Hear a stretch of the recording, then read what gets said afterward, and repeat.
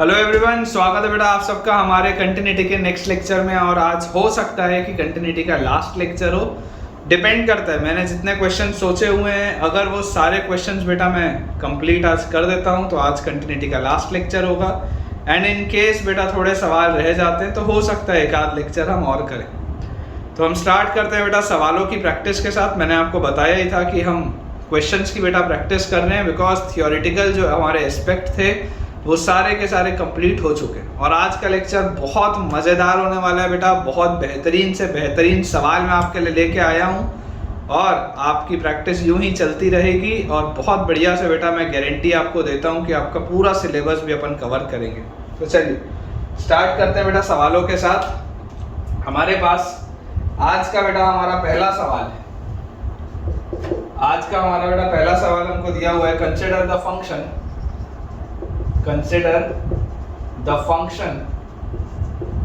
Function बेटा हमको दिया हुआ है fx is equal to, branch उसकी जो दी है वो है x times fractional part of x plus 1। ये है when x lies between 0 to 1। और हमारे पास जो दूसरी ब्रांच है बेटा, जो हमारी सेकेंड ब्रांच है, that is 2 minus fractional part of x।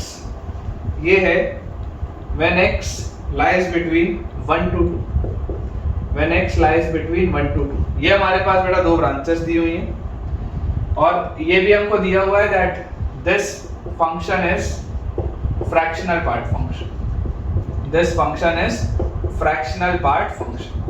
ये हमको दिया हुआ है क्वेश्चन, ठीक है। Then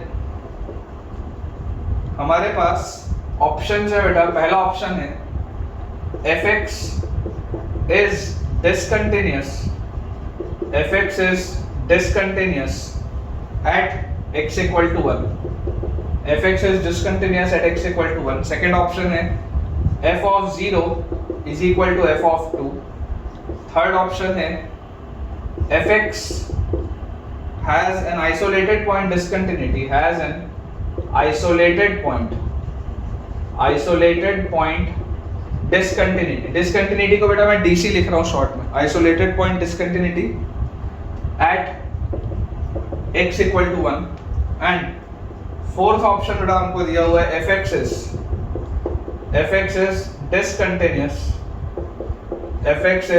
discontinuous in close bracket 0 से 2। ये हमारे पास बेटा चार ऑप्शंस दिए हैं, ठीक है। हमको लिखा हुआ है आपको ये फंक्शन कंसिडर करना है 0 से 2 में, और इनमें से कौन सा ऑप्शन सही होगा आपको ये बताना है। देखिए मैंने आपको बेटा पहले भी अप्रोच बताया है।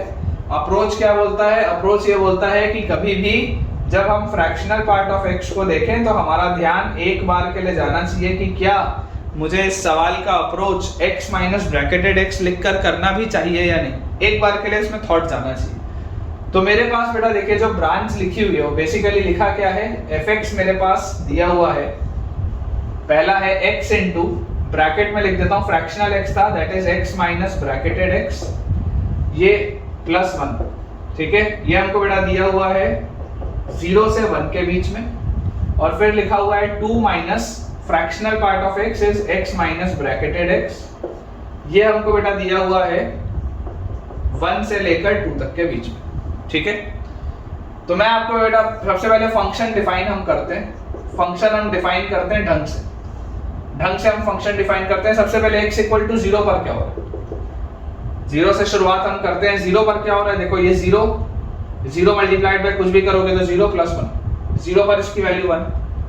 फिर जब बेटा आप 0 से 1 के बीच में बात करेंगे, जब आप 0 से 1 के बीच में बात करेंगे, इक्वालिटी में अभी कहीं भी नहीं बोल रहा हूँ, 0 से 1 के बीच में, तो 0 से 1 के बीच में देखो ये x तो वैसे ही है, ये वाला ब्रैकेटेड x क्या हो जाएगा, 0 से 1 के बीच में ब्रैकेटेड x हो जाएगा बेटा 0, तो x into x square plus 1 लिखा हुआ, 0 से 1 के बीच में x स्क्वायर प्लस 1 लिखा हुआ है। इसके बाद x इक्वल टू 1 पर क्या होगा, 1 पर अगर आप देखोगे तो ये वाला आपके पास रूट आ जाएगा, ये वाली ब्रांच आ जाएगी।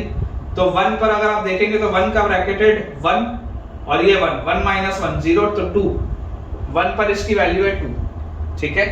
इसके बाद अगर हम बेटा बात करें 1 से 2 के बीच में, 1 से 2 के बीच में, तो 1 से 2 के बीच में भी यही वाली ब्रांच चल रही होगी। 1 से 2 का ब्रैकेटेड क्या होगा बेटा 1 होगा, तो आपके पास आ गया 2 माइनस एक्स प्लस 1। देखो ध्यान से 2 माइनस एक्स और ये माइनस माइनस प्लस और इसका ब्रैकेटेड होगा 1, तो 3 माइनस एक्स आ जाएगा, 3 माइनस एक्स आ जाएगा। और इसके बाद लास्ट में बेटा x इक्वल टू 2 पर क्या हो रहा होगा, x इक्वल टू 2 पर अगर आप देखेंगे तो 2 का ब्रैकेटेड 2 माइनस 2, यार ये तो 2 लिखा।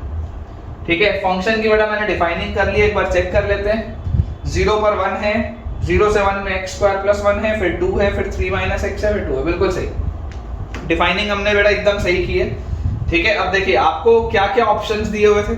आपको बेटा ऑप्शंस दिए हुए थे सबसे पहले तो it is discontinuous at x equal to 1। जरा देखो x इक्वल टू 1 पर अगर डिसकंटिन्यूटी आपको बेटा चेक करनी है x इक्वल टू 1 पर, तो आप 1 माइनस और 1 प्लस पर बात करेंगे। 1 माइनस पर इसकी वैल्यू किसके पास होगी, 1 प्लस 1, 1 माइनस पे 1 प्लस 1 2 आएगा। 1 पर इसकी वैल्यू 2 है और 1 प्लस पर भी देखो, 1 प्लस पर भी आप रखोगे 3 माइनस 1 2 ही आएगा। तो यार ये 1 पर तो कंटिन्यूअस है, x इक्वल टू 1 पर तो यार ये कंटिन्यूअस है। तो अगर x इक्वल टू 1 पर ये कंटिन्यूअस है तो आपको डिसकंटिन्यूअस बोल रहा था, पहला ऑप्शन तो गया। फिर बोल रहा है f of 0 is equal to f of 2। जरा देखो 0 पर इसकी वैल्यू 1 है, 2 पर इसकी वैल्यू 2, f ऑफ 0 और f ऑफ 2 तो बराबर है ही, गलत। तीसरा है fx is an isolated point discontinuity at x equal to 1। तो यार आप तो देख रहे हैं कि x इक्वल टू 1 पर ये तो क्या है, कंटिन्यूअस है। इधर बोल रहा है आइसोलेटेड पॉइंट डिसकंटिन्यूटी, ये भी गलत। चौथा ऑप्शन बोल रहा है fx is discontinuous in close bracket 0 से 2। ये चेक करना पड़ेगा, सबसे पहले देखो 0 से 2 में आप देखो ब्रांचेस कहां बदल गई। 0 पर आपके पास क्या है, लेफ्ट हैंड कंटिन्यूटी है। 0 पर आपके पास राइट हैंड कंटिन्यूटी है। तो 0 पर इसकी वैल्यू 1 है और 0 प्लस पर आप देखेंगे तो 0 प्लस 1, तो 0 पर कंटिन्यूअस है। फिर 1 पर मैं ऑलरेडी चेक कर चुका हूं कि 1 माइनस पर ये 2 है, 1 पर ये 2 है, 1 प्लस पर भी ये 2 है, 1 पर भी कंटिन्यूअस है। 2 पर क्या हो रहा है, अगली ब्रांच चेंज 2 पर हो रही है, 2 पर लेफ्ट हैंड कंटिन्यूटी आएगी। तो 2 पर क्या हो रहा है बेटा, देखो 2 पर इसकी वैल्यू 2 है, लेकिन बेटा ध्यान से आप देखिए 2 माइनस पर, जैसे अब यहाँ 2 रखेंगे 3 माइनस 2 1 आएगा। 2 पर ये डिसकंटिन्यूअस हो गया, क्यों, क्योंकि 2 माइनस पर इसकी वैल्यू 1 है और 2 पर इसकी वैल्यू 2 है। 2 पर ये डिसकंटिन्यूअस है। x इक्वल टू 2 पर बेटा ये डिसकंटिन्यूअस है, इस वजह से this will B discontinuous in close bracket 0 से 2। बिल्कुल सही, डी ऑप्शन हमारे पास बेटा आंसर आना चाहिए। ठीक है, क्योंकि इसकी डिसकंटिन्यूटी जो आ रही है, इसकी बेटा जो डिसकंटिन्यूटी आ रही है that is at x equal to 2 और कहीं पर नहीं। 0 पर कंटिन्यूअस है, 0 से 1 में कंटिन्यूअस है, 1 पर कंटिन्यूअस है, 1 से 2 में कंटिन्यूअस है, बट 2 पर डिसकंटिन्यूटी आ गई। 2 से पहले तक सब ठीक था, देखो 2 से पहले तक एक सिंपल लीनियर ब्रांच है तो कंटिन्यूटी है, लेकिन 2 पर लफड़ा हो गया, क्यों, क्योंकि 2 माइनस पर ये 1 की तरफ जा रहे हैं और 2 पर इसकी वैल्यू 2 दी हुई है, इसलिए डिसकंटिन्यूअस होगा क्लोज ब्रैकेट 0 से 2 में, because it is discontinuous at x equal to 2। ठीक है, तो डी ऑप्शन बेटा अपना बिल्कुल सही। चलिए बोर्ड क्लियर करते हैं, अगले सवाल की तरफ आगे बढ़ते हैं। देखिए बेटा हमारे पास नेक्स्ट जो हमारा क्वेश्चन है वो लिखा हुआ है, आसान सा सवाल है। Given a comma b belongs to real numbers, given a comma b belongs to real numbers and bracketed x denotes greatest integer function, bracketed x denotes greatest integer function। एक फंक्शन है बेटा जिसकी मैं आपके लिए डिफाइनिंग कर रहा हूं, fx है बेटा, इसकी 3 ब्रांचेस हैं। फर्स्ट ब्रांच है sine of pi by 2 multiplied by x minus bracketed x, sine of pi by 2 multiplied by x minus bracketed x। ये वाली ब्रांच है जब x 5 से छोटा है। फिर एक ब्रांच है 5 times of b minus 1, this is at x equal to 5। और लास्ट ब्रांच है हमारे पास ab square modulus of x square minus 11x plus 24 modulus बंद डिवाइडेड बाय x माइनस 3। ये वाली बेटा हमारे पास ब्रांच है when x is greater than 5। ये हमारे पास 3 ब्रांचेस है। हमें दिया हुआ है fx is continuous at x equal to 5, find a, b। A और बी का क्या वैल्यू होगा बेटा? देखो यहाँ पर ए एक वेरिएबल है, बी यहाँ वेरिएबल है, यहाँ भी वेरिएबल है। तो ए और बी का आपको वैल्यू बताना है। मैं आपको ऑप्शंस दे देता हूँ। फर्स्ट ऑप्शन बेटा हमारे पास a is equal to 25/36 and b is equal to 6/5। Second option है बेटा हमारे पास a is equal to 25/108 and b is equal to 6/5 again। C option है बेटा हमारे पास a is equal to 6/5 and b is equal to 6/5। And बेटा last option हमको दिया हुआ है a is equal to 36/108 और b वही है 6/5। ठीक है, ये हमको बेटा चार ऑप्शंस दिए होंगे। अब देखो कोई भी एक नॉर्मल बच्चा होगा तो कोई भी नॉर्मल बच्चा तो क्या बोलेगा कि यार सर एकदम बेकार आपने सवाल लिखा है, ऑप्शन आपने बिल्कुल बेकार लिखे। क्यों? क्योंकि चारों ऑप्शन जो b तो 6/5 है, तो सवाल में यार b तो 6/5 ही होगा। सोच के देखो, लॉजिकली देखो। चलो अपन इसको यूज नहीं करेंगे, अपन ढंग से सवाल सॉल्व करेंगे। लेकिन कोई भी नॉर्मल बच्चा जो दिमाग थोड़ा भी लगाएगा यार, वो ये बात तो पकड़ लेगा कि यार चारों ही ऑप्शन में b 6/5 दिया है, तो b तो 6/5 होगा। और b अगर 6/5 होगा तो यार फिर सवाल में बचा क्या? 6/5 यहाँ डालो और एक वेरिएबल तोड़ा दो। तो आपको सॉल्व तो सिर्फ एक को करना है। हो सकता है, लेकिन चलो अपन उस चीज का यूज नहीं करेंगे, अपन ढंग से सॉल्व करते है ना। ये मानते हुए कि हमने ये चीज ऑब्जर्व ही नहीं की है कि b 100% 6/5 ही होगा, अपन चलो सॉल्व करते हैं। ठीक है, तो देखिए आपके पास बेटा लिखा हुआ है अगर 5 पे कंटिन्यूटी है तो लेफ्ट हैंड लिमिट और राइट हैंड लिमिट सेम आना चाहिए। अब जरा बेटा ध्यान से सोचिएगा कि यार अगर आप 5 माइनस पर बात करते हैं, अगर हम लेफ्ट हैंड लिमिट की बात करें तो आप x को क्या रखेंगे? आप x को रखेंगे 5 माइनस h। 5 माइनस h, तो मैं आपको बोलूंगा लिमिट h अप्रोचेस 0। 5 माइनस पर क्या है? Sine of π/2 into x minus bracketed x। अच्छा x क्या था? x तो था 5 माइनस h, तो 5 माइनस h तो मैंने लिखा माइनस ब्रैकेटेड h, तो 5 से थोड़ी सी छोटी चीज 5 माइनस h है ना, x 5 माइनस h है, मतलब 5 से थोड़ी सी छोटी चीज का ब्रैकेटेड क्या होगा? 4 होगा। 5 से थोड़ी सी छोटी चीज का ब्रैकेटेड क्या आएगा? 4 आएगा। तो ये आ जाएगा मेरे पास। ठीक है, तो यहां से बेटा अपने पास आ गया limit h approaches 0 sine of क्या लिखा हुआ है? π/2 multiplied by 5 minus 4 is 1 minus h, ये लिखा हुआ है। और अगर ये लिखा हुआ है तो sine of 90 minus πh/2, sine of 90 minus theta is cos theta, तो यार ये तो आएगा cos ऑफ πh/2।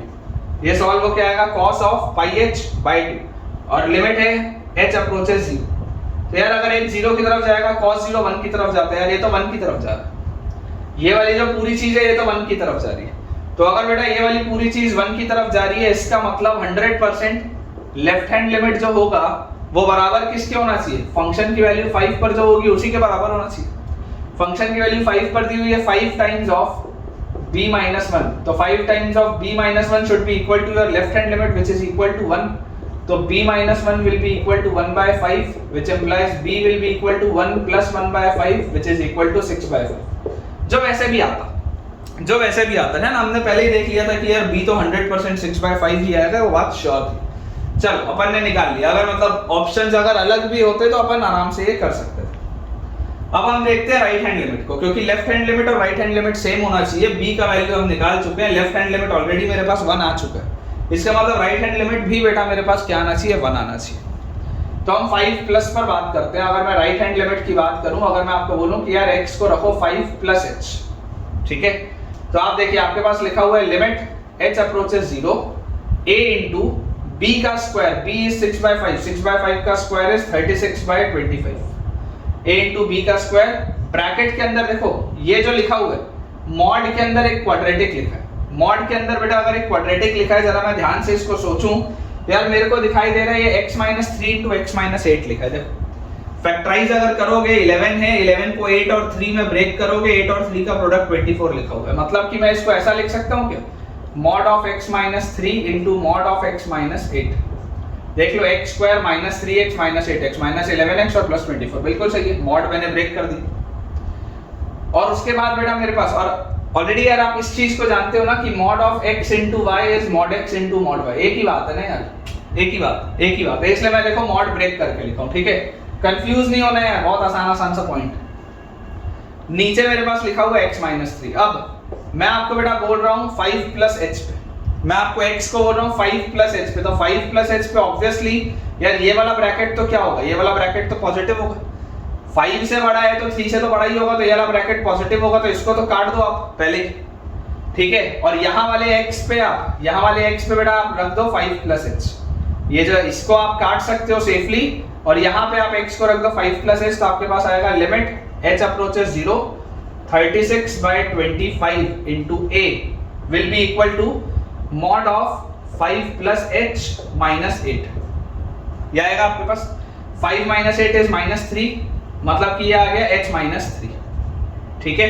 और h minus 3 का मॉड्यूलस लिखा हुआ है, मतलब कि आप बेटा मॉड्यूलस अगर ओपन करेंगे, मैं यहीं पर कर देता हूं directly, that will be 3 minus h, limit h approaches 0, ये तो बेकार हो गया, मतलब कि आपके पास आ रहा है 36/25 a मल्टीप्लाइड बाय 3, ये आपके पास इसकी लिमिट आ रही है, and this should be equal to 1, ये 1 के बराबर होना चाहिए। तो a का वैल्यू क्या आएगा, a will be equal to 25 divided by 36 into 3, 36 into 3 30, 3 90, 6 3 18, 108 आना चाहिए। ऐसा है क्या कोई ऑप्शन? देखो बी ऑप्शन आ रहा है बेटा अपने पास, b का वैल्यू 6/5 आ रहा है, जो कि आना ही था, ये अपन ने निकाला है, b का वैल्यू 6/5, और a का वैल्यू बेटा देखो 25/108 आ रहा है, जो कि यहाँ पर आपके पास आपको दिख रहा है, ठीक है। अब इसको सॉल्व करेंगे, 36 into 3 108 होता है, 25/108 हमारे पास आ जाएगा।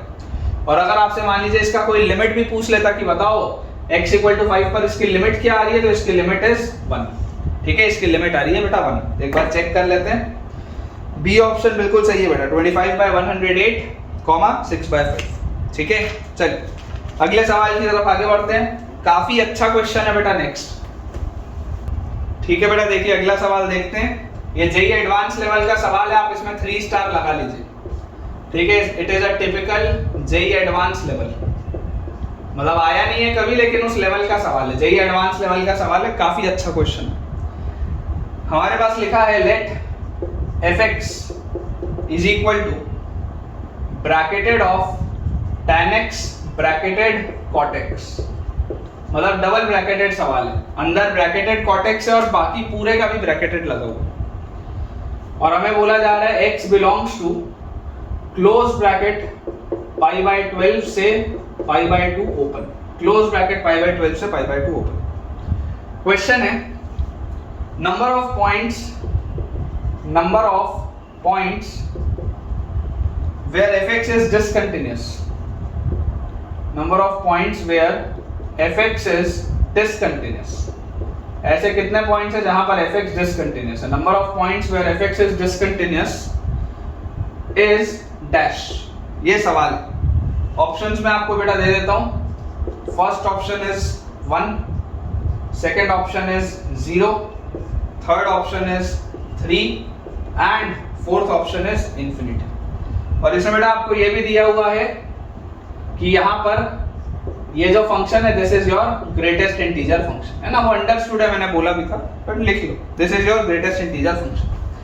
काफी अच्छा सवाल है, अगर आप चाहें तो आप वीडियो पॉज करके बेटा 2 मिनट 3 मिनट इसको सोच सकते हैं अच्छे से कि आप क्या सोच रहे हैं, और फिर वापस रिज्यूम करके आप सॉल्यूशन भी सुन सकते हैं, है ना। बट बहुत अच्छा सवाल है बेटा ये, थोड़ा ध्यान से इसको बेटा समझेंगे। देखिए हमारे पास बोला जा रहा है कि यार fx जो है वो bracketed of tan of bracketed cot x।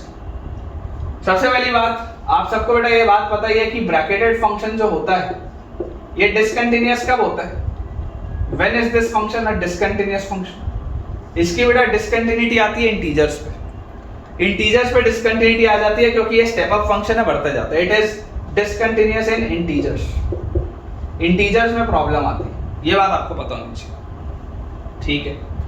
अब अगर इंटीजर से बेटा प्रॉब्लम आती है तो हम सबसे पहले ये देखते हैं कि यार आपके पास, देखिए मैं आपको अलग अलग केस बताता हूं, है ना। अगर cot x, ये अंदर वाला जो cot x है, अगर cot x एक इंटीजर हुआ, if cot x belongs to an integer, अगर cot x एक इंटीजर हुआ तो bracketed cot x bracketed cot x क्या होगा, कॉट एक्स होगा, क्योंकि अगर कॉट एक्स एक इंटीजर हुआ तो ब्रैकेटेड ऑफ एन इंटीजर क्या होता है, वही इंटीजर होता है, तो ब्रैकेटेड कॉट एक्स होगा। मतलब fx क्या हो जाएगा, fx will be bracketed of tan x into cot x, क्योंकि ब्रैकेटेड cot x बेटा cot x हो जाएगा, ठीक है। तो fx will be tan x into cot x, उसका ब्रैकेटेड मतलब ये ब्रैकेटेड ऑफ 1, मतलब यार ये तो 1 हो जाएगा fx। if cot x is an integer fx is 1, ठीक। अगला केस क्या हो सकता है, if cot x is not an integer, बहुत ध्यान से सुनिएगा, ये बहुत important point, very important. if cot x is not an integer, तब क्या होगा, if cot x is not an integer, तो bracketed cot x will be cot x minus something, कोई चीज माइनस होगी ना यार, समझो। अगर cot x एक इंटीजर नहीं है तो ब्रैकेटेड cot x बेटा cot x से छोटा होगा ना। जैसे मान लो ब्रैकेटेड ऑफ 7.5 है, तो ब्रैकेटेड ऑफ 7.5 क्या होगा, 7.5 से छोटा होगा ना, क्योंकि ब्रैकेटेड ऑफ 7.5 7 हो जाएगा, तो वो 7.5 से तो छोटा ही होगा, ठीक है। तो ब्रैकेटेड cot x क्या होगा, cot x माइनस समथिंग, और ये जो पूरी चीज होगी, ये पूरी चीज एक इंटीजर होगी, क्योंकि ब्रैकेटेड फंक्शन बेटा हमेशा ही एक इंटीजर होता है, ब्रैकेटेड फंक्शन हमेशा ही एक इंटीजर होता है, तो फाइनल आंसर एक इंटीजर ही होगा। लेकिन ये जो भी होगा वो cot x से छोटा होगा ना। अगर cot x एक इंटीजर नहीं है, मान लीजिए कोई एक डेसिमल वाला चीज है, तो डेसिमल वाले चीज का ब्रैकेटेड तो पीछे जाएगा, तो ब्रैकेटेड फंक्शन छोटा होगा ओरिजिनल फंक्शन से, ये बात आती है समझ में। मतलब ओरिजिनल फंक्शन में से आप कुछ सब्ट्रैक्ट कर रहे होंगे, तब आपको वो ब्रैकेटेड फंक्शन मिलेगा।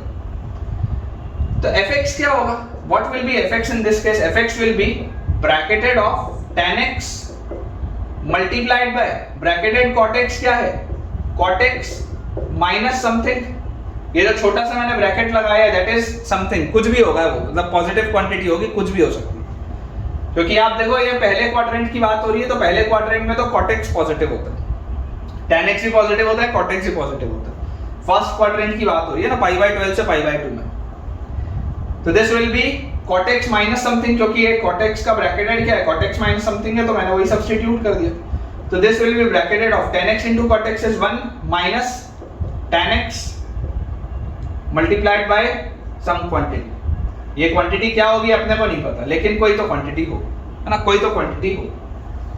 जरा सोच के देखो, ये जो भी क्वांटिटी होगी एक फ्रैक्शनल चीज है। आप अच्छा चलो फ्रैक्शनल नहीं भी है, जो भी है तो एक positive quantity, tan x positive है, ये भी पॉजिटिव, tan x पॉजिटिव है, ये भी पॉजिटिव है। जरा सोच के देखो, 1 में से कुछ सब्ट्रैक्ट हो रहा है, 1 में से बेटा कोई चीज सब्ट्रैक्ट हो रही है, तो 1 में से अगर कोई चीज सब्ट्रैक्ट हो रही है तो इसका ब्रैकेटेड क्या हो जाएगा, 0 हो जाएगा। 1 में से बेटा कोई चीज सब्ट्रैक्ट हो रही है, ये बहुत छोटी सी एक क्वांटिटी है जो इसमें से सब्ट्रैक्ट हो रही होगी, वो tan x से मल्टीप्लाई भी होगा, तब भी ये पूरी चीज 1 से छोटी ही होगी। तो ये जो भी चीज होगी बेटा, ये जो भी चीज होगी, ये 1 में से सब्ट्रैक्ट अगर हो रही है, तो यार 1 में से अगर सब्ट्रैक्ट हो रहा है तो वो क्या आ जाएगा, उसका ब्रैकेटेड 0 आ जाएगा। मतलब कि आपके fx की डिफाइनिंग कैसी है, बहुत इंपॉर्टेंट कंसेप्ट है बेटा। आपका fx जो है this will B 1 when cot x एक इंटीजर है, and this will be 0 when cot x is not an integer। मतलब आप ये समझिए मैक्सिमम टाइम्स इसकी वैल्यू 0 होगी, मैक्सिमम टाइम्स इस पूरे फंक्शन की वैल्यू 0 होगी, लेकिन जैसे ही cot x इंटीजर होगा ये वैल्यू उछल के क्या हो जाएगा, 1 हो जाएगा। खट से इस वैल्यू की, इस पूरे फंक्शन की वैल्यू 1 आ जाएगी। अदरवाइज बढ़िया 0 चल रहा है, बढ़िया 0 चल रहा है, बढ़िया 0 चल रहा है, लेकिन इंटीजर आते ही खट से ये 1 हो जाएगा, फिर उसके आगे 0 चल रहा है, 0 चल रहा है। ये बात आती है समझ। तो जरा आप सोच के देखो बेटा, अपन ऐसा करते हैं, यहां पर कर लेते हैं। आप देखो x जो था, x आपका मूव कर रहा था π/12 से लेकर π/2 तक, ठीक है। cot फंक्शन क्या होता है बेटा, cot फंक्शन एक डिक्रीजिंग फंक्शन होता है, cot x is a decreasing function. तो अगर डिक्रीजिंग फंक्शन होता है तो cot x कहां से कहां जाएगा, cot x जाएगा बेटा देखो π/12 मतलब π/6 30 डिग्री, π/12 15 डिग्री, cot 15 डिग्री होता है 2 + √3, पता होना चाहिए आपको। अगर नहीं पता है तो याद होना चाहिए, cot 15 डिग्री इज 2 + √3, ये पता होना चाहिए। cot 22.5 degree is √2 + 1, tan 22.5 degree is √2 - 1, ये सब पता होना चाहिए। तो हमारे पास क्या आ गया, cot 15 डिग्री आ गया 2 + √3। अगर ये 2 + √3 आ गया तो इसका रेंज कहां से आएगा, cot π/2 क्या होता है 0, मतलब this will be from 0 to 2 plus root 3 close. देख लो पाई बाय 12 पे क्लोज था इसलिए यहाँ पे मैंने क्लोज लगाया, और क्योंकि ये डिक्रीजिंग फंक्शन था तो इसका देखो ये रिवर्स हो गया ना, डिक्रीजिंग फंक्शन था इसलिए रिवर्स हो गया। तो cot x बेटा अगर 0 से 2 प्लस रूट 3 के बीच में है, cot x की वैल्यू कहां से कहां मूव कर रही है, 0 से 2 प्लस रूट 3 में, क्योंकि आपका x पाई बाय 12 से पाई बाय 2 था तो cot x जा रहा है 0 से 2 प्लस रूट 3 में। तो जरा सोचिए और सोचकर मुझे बताइए कि यार cot x 1 कब हो रहा था, इंटीजर पे हो रहा था, 0 से लेकर 2 प्लस रूट 3 में नंबर ऑफ इंटीग्रल पॉइंट्स कितने आएंगे, नंबर ऑफ इंटीजर्स कितने आएंगे इसमें, 1 आएगा, 2 आएगा और 3 आएगा। देख लो 2 plus root 3 is 1.7, 2 plus 1.7 is 3.7 तक है, ये 0 से लेकर 3.7 समथिंग तक है, तो इसके नंबर ऑफ इंटीजर्स कितने आएंगे, 3 आएंगे, और इन तीनों इंटीजर्स में आपकी वैल्यू खट से 1 होगी।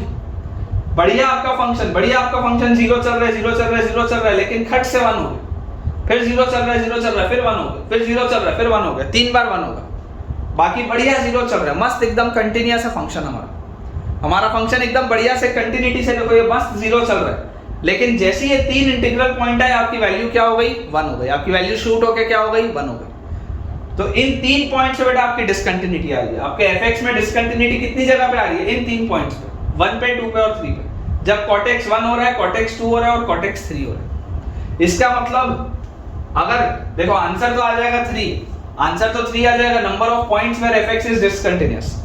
लेकिन अगर मान लो आपसे x की भी वैल्यू पूछ ली जाए कि कौन से x पे डिसकंटिन्यूटी है, ये बताओ कौन से x पे, तो cot x अगर 1 हो रहा है मतलब x will B cot inverse 1, x will B cot inverse 2, x will B cot inverse 3। ये 3 जगह पे बेटा आपका इन 3 x की वैल्यूज पे डिसकंटिन्यूटी आपके पास आएगी। बहुत अच्छा कंसेप्ट है, बहुत इंपॉर्टेंट कंसेप्ट है and typical JEE advance level का क्वेश्चन। आपको बेटा ये वाला सवाल कैसा लगा है मुझे आप जरूर कमेंट्स में बताइए। अगला सवाल देखते हैं बेटा, बहुत बढ़िया सवाल है, नेक्स्ट भी काफी मजा आएगा आपको, ठीक है ना। मुझे पूरी उम्मीद है कि आज हो सकता है लास्ट लेक्चर हो और आपको बहुत मजा आ रहा होगा, ठीक है ना, क्योंकि अपन ने इतने सारे अच्छे बेटा क्वेश्चंस किए हैं कि इससे कंसेप्ट अच्छे से क्लियर हो जाता है। सवाल हमारे पास है, let fx is equal to signum of x square minus 4 mod x plus k, signum of x square minus 4 mod x plus k if fx is discontinuous, if fx is discontinuous at exactly 4 points, if fx is discontinuous at exactly 4 points, then the range of k is dash। ये हमारे पास सवाल है। Options बेटा मैं दे देता हूं, पहला है 0 से 1, दूसरा है बेटा 0 से 2, तीसरा है 0 से 3 और चौथा है हमारे पास 0 से 4। ये हमारे पास बेटा 4 ऑप्शंस दिए हैं। Let fx is equal to signum of x square minus 4 mod x plus k if fx is discontinuous at exactly 4 points. अब आप सबको बेटा इस चीज को तो जानते ही हैं आप सब कि यार सिग्नम ऑफ एनी एक्सप्रेशन ये डिसकंटिन्यूअस कब होता है, this is discontinuous at e equal to 0, मतलब जब भी ये एक्सप्रेशन 0 के बराबर होगा तो डिसकंटिन्यूअस हो जाएगा। ये बात आप जानते हैं, सिग्नम फंक्शन की डिसकंटिन्यूटी आपने देखी है, पढ़ी है, पहले भी हमने बहुत सारे इस पे सवाल किए कि जैसे ही आपका एक्सप्रेशन 0 हुआ खट से आपका फंक्शन क्या हो जाएगा, डिसकंटिन्यूअस। तो यार इसका मतलब कि अगर आप चाहते हैं कि ये डिसकंटिन्यूटी आए इसमें और वो भी 4 पॉइंट पे, तो यार ये x square minus 4 mod x plus k ये 0 होना चाहिए।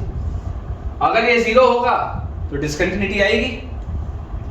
और इसको भी आप क्या लिख सकते हैं, आपको मैंने पहले भी इस चीज को बताया, क्लास 11th में बेटा मैंने ये चीज बताई है कि x square can always be written as mod x का होल स्क्वायर। एक ही बात है, आप x का स्क्वायर लिखे या mod x का स्क्वायर लिखे, एक ही बात है, होना पॉजिटिव ही। Minus 4 mod x plus k equal to 0, ये आपका एक्सप्रेशन है। Basically this is your expression and this should be equal to 0। अब देखो करने को बेटा आप इसको लोकेशन ऑफ रूट से भी कर सकते हैं, ठीक है, लेकिन मैं आपको इसका ग्राफिकल अप्रोच बताऊंगा। करने को आप इसको लोकेशन ऑफ रूट से भी कर सकते हैं कि इसके 4 रूट्स हैं। अगर आपको बोला जा रहा है इस डिसकंटिन्यूअस एट एग्जैक्टली 4 पॉइंट्स, मतलब इसके अगर 4 रूट्स आएंगे तो 4 रूट्स आने पर ये 4 बार एक्सप्रेशन 0 होगा और 4 बार ये एक्सप्रेशन 0 होगा तो आंसर आएगा। ठीक है, तो आप चाहे तो लोकेशन ऑफ रूट से भी कर सकते हैं जो क्वाड्रेटिक है, लेकिन मैं आपको बेटा इसका ग्राफिकल अप्रोच बताता हूं which is very fast. Graphical approach which is very fast. मैं आपको बेटा इसमें यह बोलता हूं कि यार इसको मैं ऐसा लिख सकता हूं क्या, mod x का square minus 4 mod x is equal to minus K, ऐसा लिख सकते हैं। mod x का square minus 4 mod x is equal to minus के।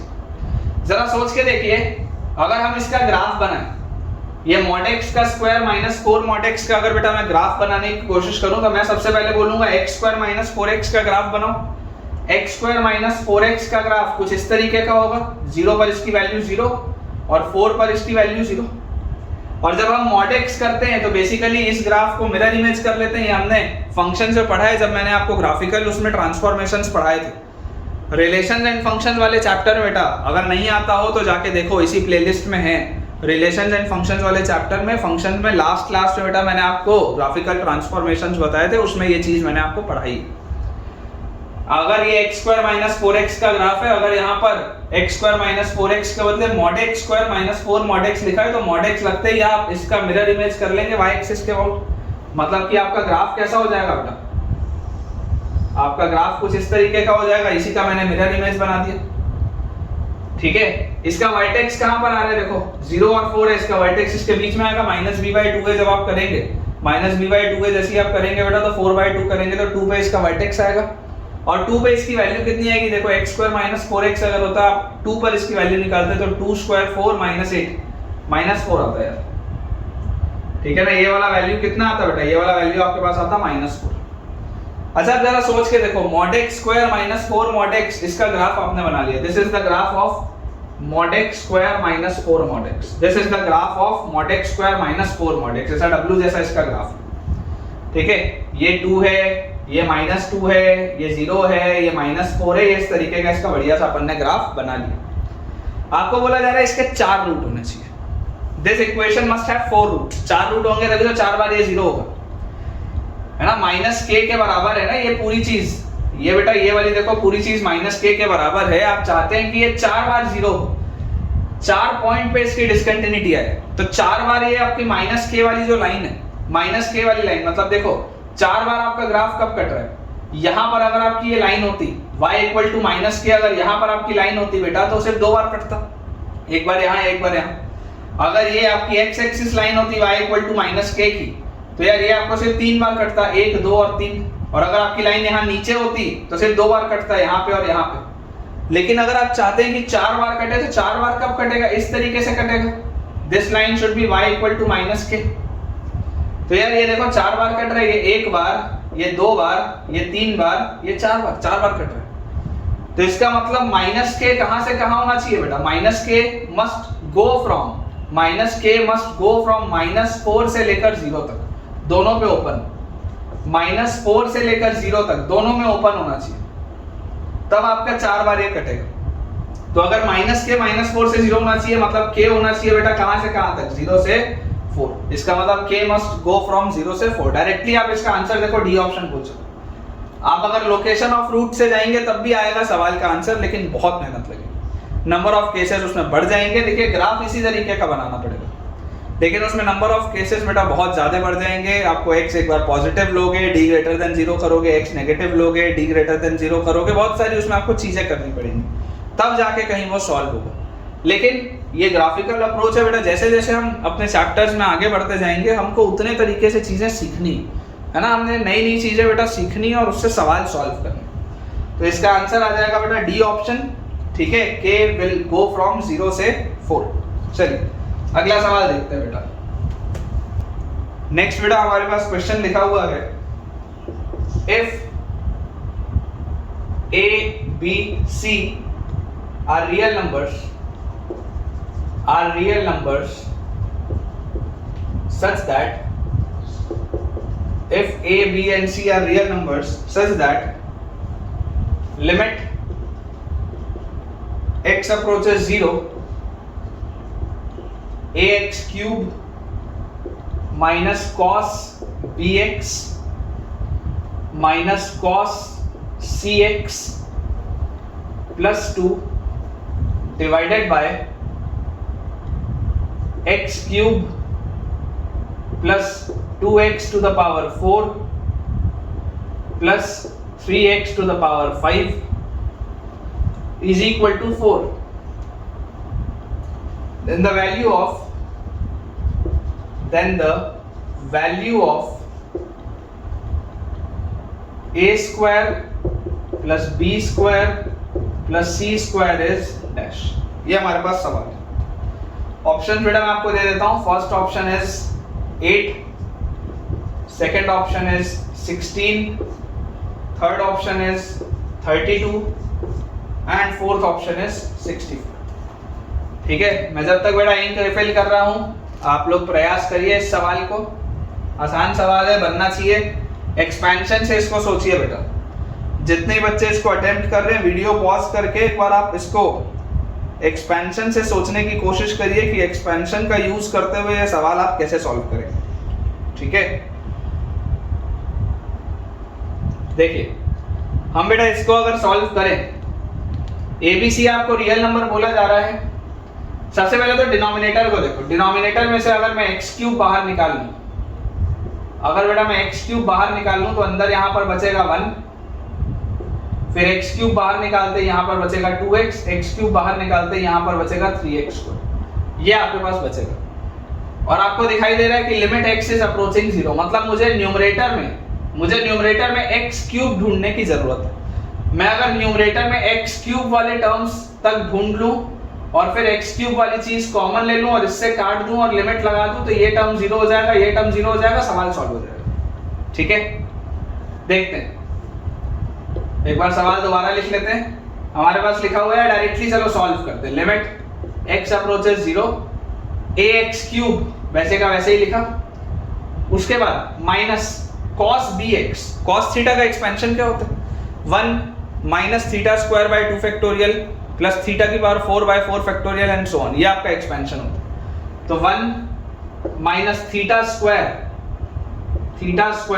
Bye 2 factorial. उसके बाद क्या आता है? थीटा की पावर 4 आता है. तो पावर 4 तो लिखने की जरूरत नहीं है क्योंकि मुझे एक्स क्यूब तक ढूंढना है, वहीं तक ढूंढना है, तो उसके आगे लिखने की जरूरत नहीं. इतना मैं छोड़ दूं. Minus cos cx, again cos cx में भी 1 minus theta square by 2 factorial मतलब c square x square by 2 factorial. 2 factorial को आप डायरेक्टली 2 भी लिख सकते हैं, कोई दिक्कत नहीं. और प्लस 2 और डिवाइड बेटा मेरे पास लिखा हुआ है x cube into 1 plus 2x plus 3x square and इसका बेटा लिमिट आ रहा है 4. इसका लिमिट आपके पास आ रहा है 4. जरा ध्यान से देखिए, ये प्लस 2 माइनस 1 और माइनस 1 ये तो कट गया. प्लस 2 माइनस 1 और माइनस 1 ये तो कैंसिल आउट हो गया. तो हमारे पास क्या आ रहा है? हमारे पास आ रहा है कि x क्यूब वाले अगर मुझे टर्म को सेट करना है बेटा, x क्यूब वाले टर्म को अगर मुझे देखना है तो आप जरा सोच के देखिए, x क्यूब से छोटे जितने भी पावर होंगे सब गायब होने चाहिए न्यूमरेटर में से. क्योंकि अगर x क्यूब से छोटे वाले पावर रह गए तो प्रॉब्लम आ जाएगी. क्या प्रॉब्लम आएगी? जैसे ही आप x अप्रोचेस 0 करोगे इनफाइनाइट की तरफ चला जाएगा लिमिट. और जैसे ही x अप्रोचेस 0 करोगे इनफाइनाइट की तरफ आंसर जाने लग जाएगा. मतलब x क्यूब से छोटे पावर सारे हटने चाहिए. ऐसे सवाल हमने किए हैं पहले भी. x क्यूब से छोटे पावर में यहाँ पर क्या है? x स्क्वायर का कोफिशिएंट है b square by 2. Coefficient of x square is b square by 2. Coefficient of x square is c square by 2. यार ये तो 0 के बराबर होना चाहिए. This should be equal to 0 क्योंकि x क्यूब से छोटे सारे पावर हटने. तो यहां से आ जाएगा b square plus c square should be equal to 0. सोचो, रियल नंबर, दो रियल नंबर का परफेक्ट स्क्वायर 0 के बराबर कब होगा? जब b भी 0 हो और c भी 0, तभी होगा. ठीक है, और जैसे ये 0 होगा तो देखो ये वाला टर्म गायब, ये वाला भी टर्म गायब. तो अब न्यूमरेटर में आपके पास x क्यूब का कोफिशिएंट क्या बचा? केवल a, बाकी सब गायब हो चुका है. x क्यूब का कोफिशिएंट सिर्फ a बचा. ये नीचे x क्यूब है, इस x क्यूब से आप इस x क्यूब को बेटा जैसे ही काटेंगे और आप जैसे ही बोलेंगे लिमिट x अप्रोचेस 0, ये 0 की तरफ, ये 0 की तरफ, आपका लिमिट किसकी तरफ आ रहा है? a की तरफ. और आपका लिमिट a की तरफ आ रहा है और आंसर क्या दिया है? 4 दिया. तो देख लो आप, b का वैल्यू 0 आ गया, c का वैल्यू 0 आ गया, a का वैल्यू 4 आ गया। आपसे पूछा क्या जा रहा है बेटा? आपसे पूछा जा रहा है a square plus b square plus c square. a square is 16, b square 0, c square 0, final answer 16। Final answer should be 16। Check कर लीजिए एक बार, ठीक है? मैं भी देख लेता हूं बेटा, बिल्कुल सही है। अपन ने जो सॉल्व किया वो बिल्कुल करेक्ट सॉल्व किया। ये वाला कंसेप्ट थोड़ा ध्यान रखिएगा। ये कंसेप्ट बेटा थोड़ा ध्यान रखिएगा कि आपको अगर नीचे x क्यूब का पावर दिख रहा है और लिमिट x अप्रोचेस 0 है, तो आपको ये बात एकदम साफ होनी चाहिए कि यार ऊपर उसके छोटे पावर सारे हटेंगे, नहीं तो प्रॉब्लम आ जाएगी। उसके छोटे पावर सारे हटाने पड़ेंगे, नहीं तो दिक्कत आ जाएगी। और उसके बाद जैसे ही आप सॉल्व करेंगे तो देखिए x क्यूब से x क्यूब आपने कॉमन लेके काटा, आगे वाले तो इसमें सारे टर्म 0 हो जाएंगे और ऊपर सिर्फ a बचेगा, और a ही किसके बराबर होगा? 4 के बराबर होगा। ठीक है, चलिए अगले सवाल की तरफ बेटा आगे बढ़ते हैं। नेक्स्ट बेटा हमारे पास क्वेश्चन लिखा हुआ है, let fx is equal to branch है बेटा पहली e raised to the power minus x square by 2 minus cos x divided by x ln 1 plus x sin x into e raised to the power x minus 1। ये हमारे पास branches दी है। नीचे लिखा हुआ है k, यहां पर x is not equal to 0, यहां पर x इज इक्वल टू 0। सवाल है if fx is continuous, if fx is continuous, if fx is continuous at x equal to 0, then k equals dash. ये हमारे पास सवाल है। ऑप्शंस बेटा दे देता हूं मैं। First option is 1/4, second option is 1/6, third option is 1/12 and fourth option is 1/8। ठीक है, ये हमारे पास बेटा चार ऑप्शंस दिए हुए हैं। fx आपको दिया हुआ है e raised to the power minus x square by 2 minus cos x upon x ln 1 plus x sin x e raised to the power x minus 1। Clearly आपको दिख रहा है बेटा, आपको कुल मिला के लिमिट ही निकालनी है। ठीक है, तो लिमिट x अप्रोचेस 0। सवाल देखिए दोबारा, e raised to the power minus x square by 2 minus cos x upon नीचे क्या लिखा हुआ है x ln 1 plus x sin x और उसके बाद e की पावर x minus 1। जरा अगर बेटा मैं इसको ध्यान से सोचूंगा, मुझे दिखाई दे रहा है ln 1 plus x by x एक प्रोफाइल होती है, x से डिवाइड किया x मल्टीप्लाई भी करूंगा। sin x by x एक प्रोफाइल होती है, x से डिवाइड किया x मल्टीप्लाई भी करूंगा। e की power x minus 1 by x एक प्रोफाइल होती है, x से डिवाइड किया x से मल्टीप्लाई भी करूंगा। तो यार मेरे पास ln 1 plus x by x ये प्रोफाइल तो 1 की तरफ, sin x by x ये प्रोफाइल 1 की तरफ, e की power x minus 1 by x ये भी प्रोफाइल 1 की तरफ। इफेक्टिव सवाल लिखा क्या है? लिमिट x अप्रोचेस 0 e की power minus x square by 2 minus cos x upon x 4 बार लिखा हुआ, मतलब x की पावर 4 ये लिखा हुआ बेटा सवाल। अब देखिए इसको करने के दो तरीके, या तो आप +1 करो, -1 करो और फिर सॉल्व करो, पहला तरीका। या बेटा दूसरा तरीका है आपके पास कि आप इसको एक्सपेंशन लगा लो। तो मैं आपको बोलता हूँ सिंपली एक्सपेंशन लगाते हैं, आगे बढ़ते हैं, है ना? जबरदस्ती ज्यादा दिमाग नहीं लगाते। या एक तरीका और लॉपिटल लगा लो, तुम्हारी इच्छा के ऊपर। तो मैं आपको बोलता हूँ एक्सपेंशन करो, खटखट सॉल्व करते हैं। देखो e की पावर थीटा, देखो x अप्रोचेस 0 है ना, e की पावर 0 का प्रोफाइल, e की पावर थीटा का एक्सपेंशन क्या होता है? 1 plus x या 1 plus theta by 1 factorial theta square by 2 factorial, इस तरीके से। तो ये आ जाएगा 1 plus थीटा by 1 फैक्टोरियल, मतलब minus x square by 2 theta, ये आ गया 1 plus theta by 2 factorial, sorry 1 plus theta by 1 factorial plus theta square जब आप करेंगे तो इसका स्क्वायर, तो प्लस थीटा स्क्वायर मतलब x की power 4/4 theta square by 2 factorial. और उसके आगे बेटा आपको लिखने की जरूरत नहीं है, इसके आगे आपको लिखने की जरूरत क्यों नहीं है? क्योंकि नीचे मैक्सिमम पावर 4 है तो 4 तक ही जाऊंगा। अच्छा, उसके बाद माइनस cos x का एक्सपेंशन क्या होता है? 1 minus x square by 2 factorial plus x की पावर 4/4 फैक्टोरियल। इसके आगे इसमें लिखने की जरूरत नहीं। और नीचे भी बेटा पावर क्या है? पावर x की पावर 4 है, और लिमिट क्या है, लिमिट x अप्रोचेस 0 है। आसान सा सवाल है, ध्यान से देखेंगे, ये 1 और ये -1 ये तो गया। x स्क्वायर के साथ क्या लिखा है, बाय 1 फैक्टोरियल तो लिखने की जरूरत नहीं है। x स्क्वायर के साथ -½ लिखा है और यहाँ पर देखो x स्क्वायर के साथ माइनस माइनस प्लस हाफ लिखा है, ये भी गया। अब देखो यहाँ से अगर आप x की पावर 4 के कोफिशिएंट्स और x की पावर 4 के कोफिशिएंट्स काट दे, मतलब x की पावर 4 को अगर आप बेटा कट कर दें तो आपके पास फाइनली क्या आते हुए दिख रहा है, 1/4 और 2 मतलब 1/8 और यहाँ से आ रहा है -1/4 फैक्टोरियल। 4 फैक्टोरियल इज 4 × 3 12 × 2 24, 1/8 - 1/24 ये आपके पास आ रहा है। इसका लिमिट क्या आ रहा है, 1/8 - 1/24, एलसीएम लेंगे 1/8 8 3s, तो this will B 3/24 minus 1/24, that is 2/24, that comes out to be 1/12। तो यार 1/12 मेरे पास आंसर आ रहा है इसका लिमिट। तो हमें कंटिन्यूटी की प्रोफाइल पता है, कंटिन्यूटी का मतलब क्या होता है, इसमें एक्सप्रेशन क्या होता है, that limit x approaches 0 fx must be equal to f of 0। तो यार लिमिट x अप्रोचेस 0 fx क्या है, 1/12, तो 1/12 must be equal to f of 0। f of 0 क्या है, k, मतलब k का वैल्यू क्या होना चाहिए बेटा, 1/12, सी ऑप्शन।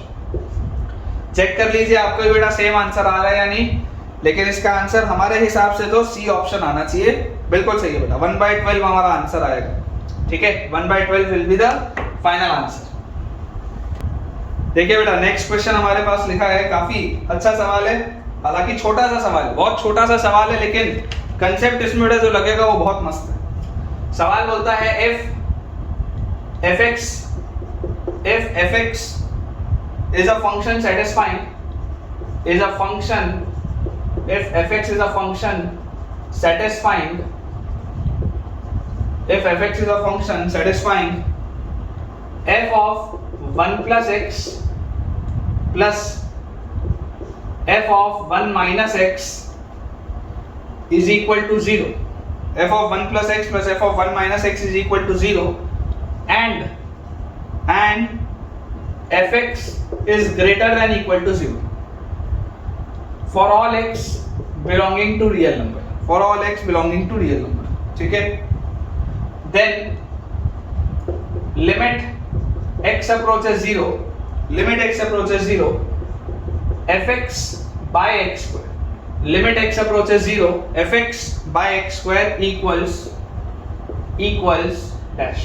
ये सवाल ऑप्शन बेटा मैं दे देता हूं, first option is 0, second option is 1, third option is 2 and fourth option is limit does not exist.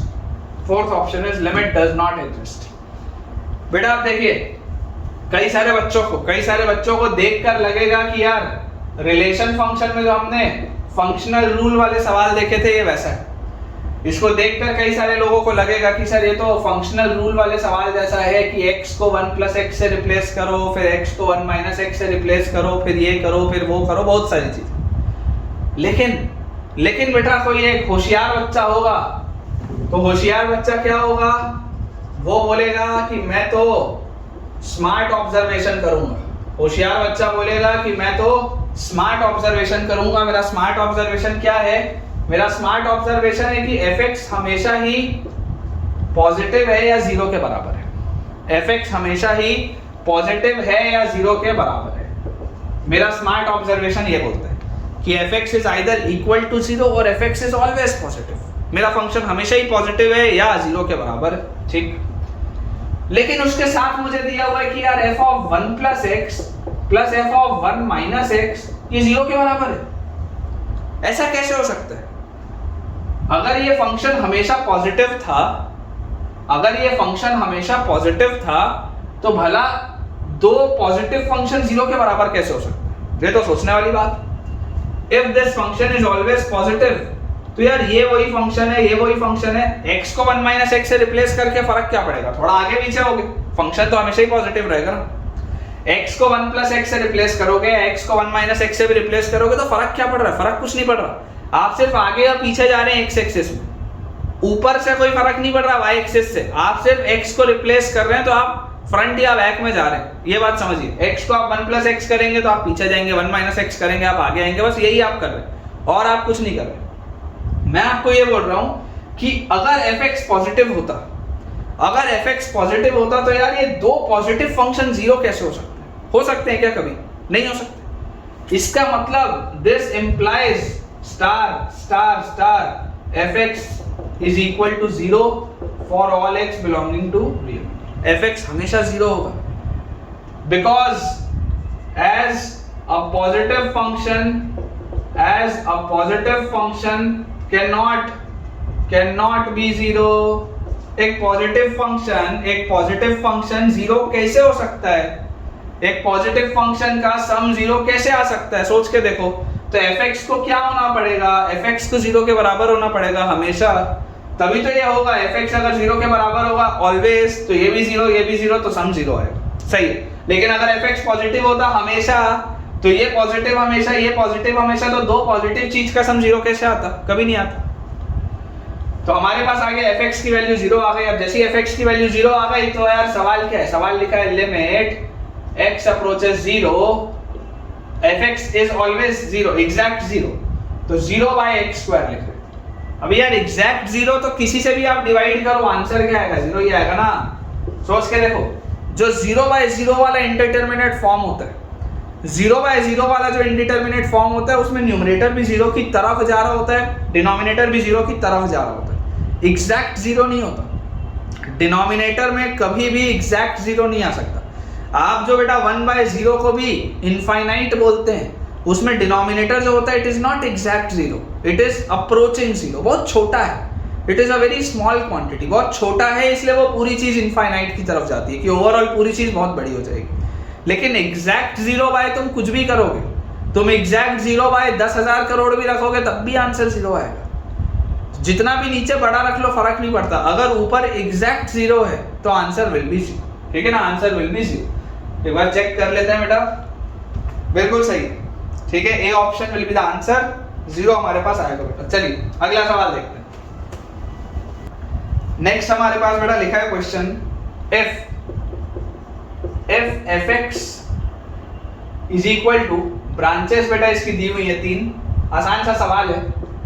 a plus B x when x is greater than 2, it is 3 when x is equal to 2। बहुत आसान सा सवाल है यार, ये खुद भी आप बना सकते हो। it is b minus ax square when x is less than 2, है ना। वीडियो पॉज करके खुद बनाना बनना चाहिए, बहुत आसान सा सवाल। is continuous at x equal to 2, is continuous at x equal to 2, this function is continuous at x equal to 2, then the value of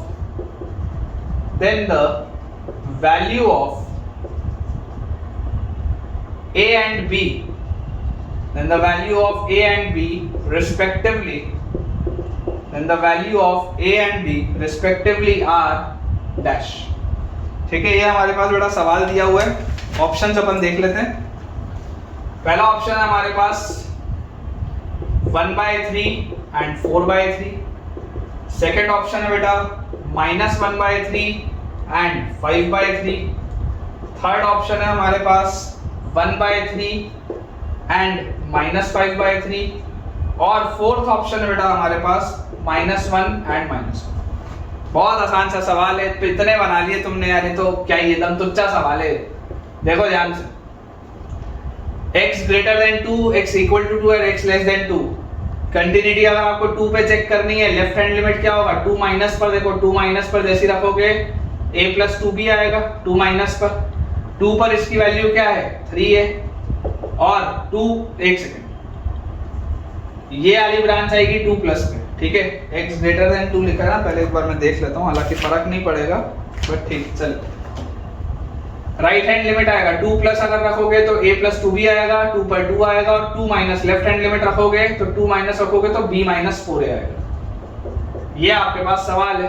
तो पहला इक्वेशन आ गया a plus 2b is equal to 3। दूसरा equation आ गया कि 4a plus b, इन दोनों को देखेंगे अगर हम, sorry 4a minus b is equal to -3। 4a minus b is equal to -3, ये हमारे पास आ जाएगा। 4a minus B is equal to -3।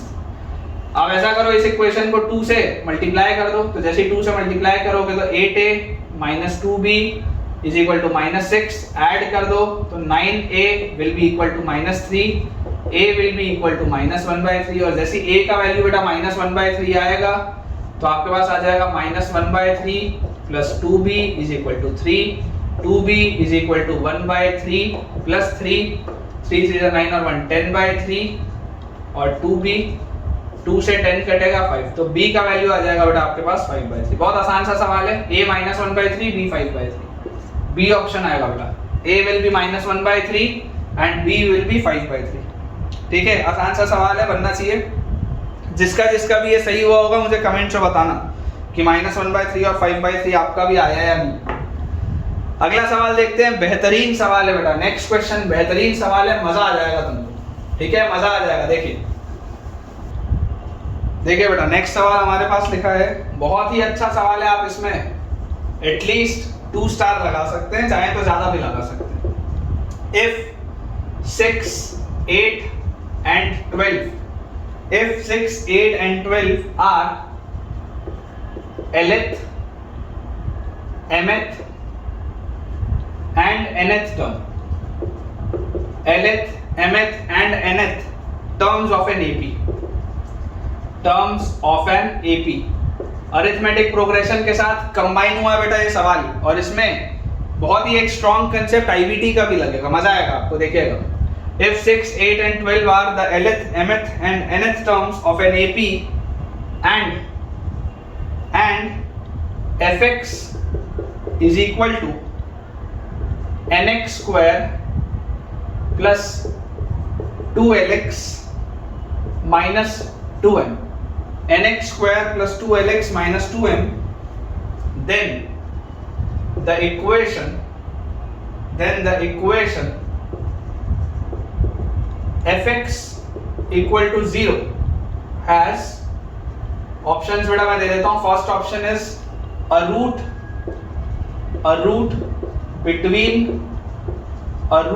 between 0 and 1, a root between 0 and 1। Second option है both roots imaginary,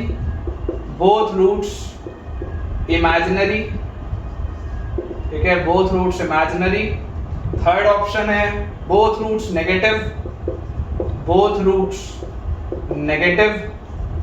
एंड बेटा last option हमको दिया हुआ है इसमें both roots greater than 1।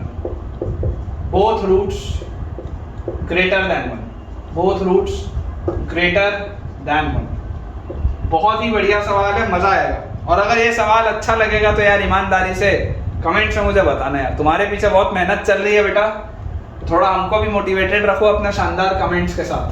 देखिए हमारे पास लिखा है 6, 8 and 12 are the lth, mth and nth terms of an AP। एक अरिथमेटिक प्रोग्रेशन मान लेते हैं जिसका फर्स्ट टर्म स्मॉल a है और जिसका constant term common difference d मान लो, ठीक है।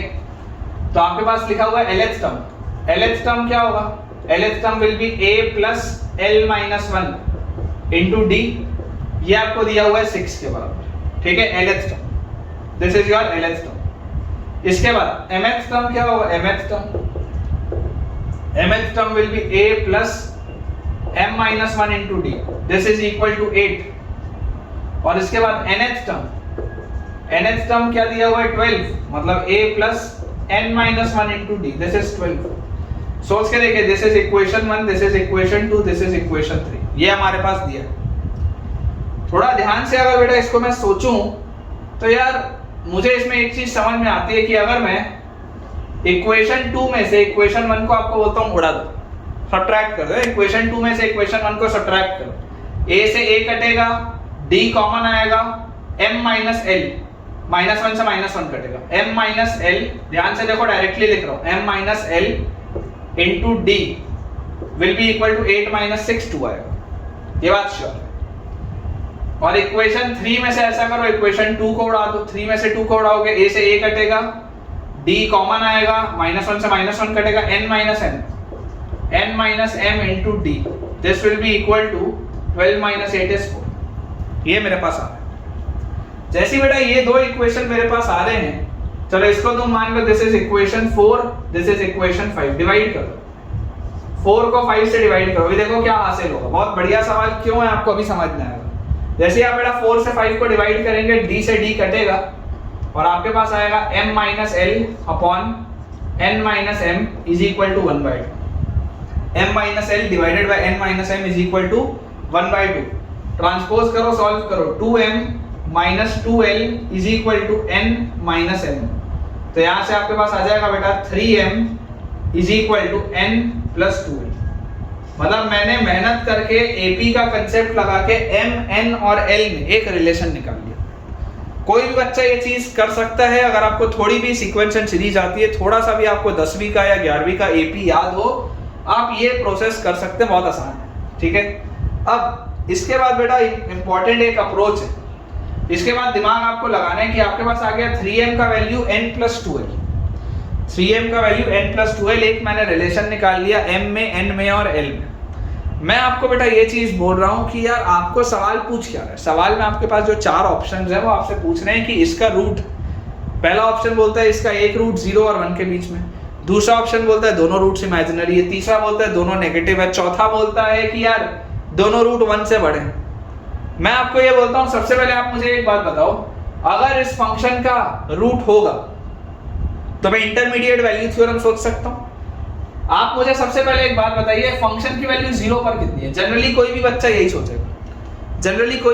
सोचेगा, फंक्शन की वैल्यू 0 पर है कितनी? 0 पर फंक्शन की वैल्यू आप देखोगे तो 0 0 माइनस 2, फंक्शन की वैल्यू 0 पर तो माइनस 2 है। ठीक, अब अगर मान लो बेटा मैं आपसे बोलता हूं कि मुझे आप बताओ फंक्शन का वैल्यू 1 पर कितना है? 1 पे। क्यों?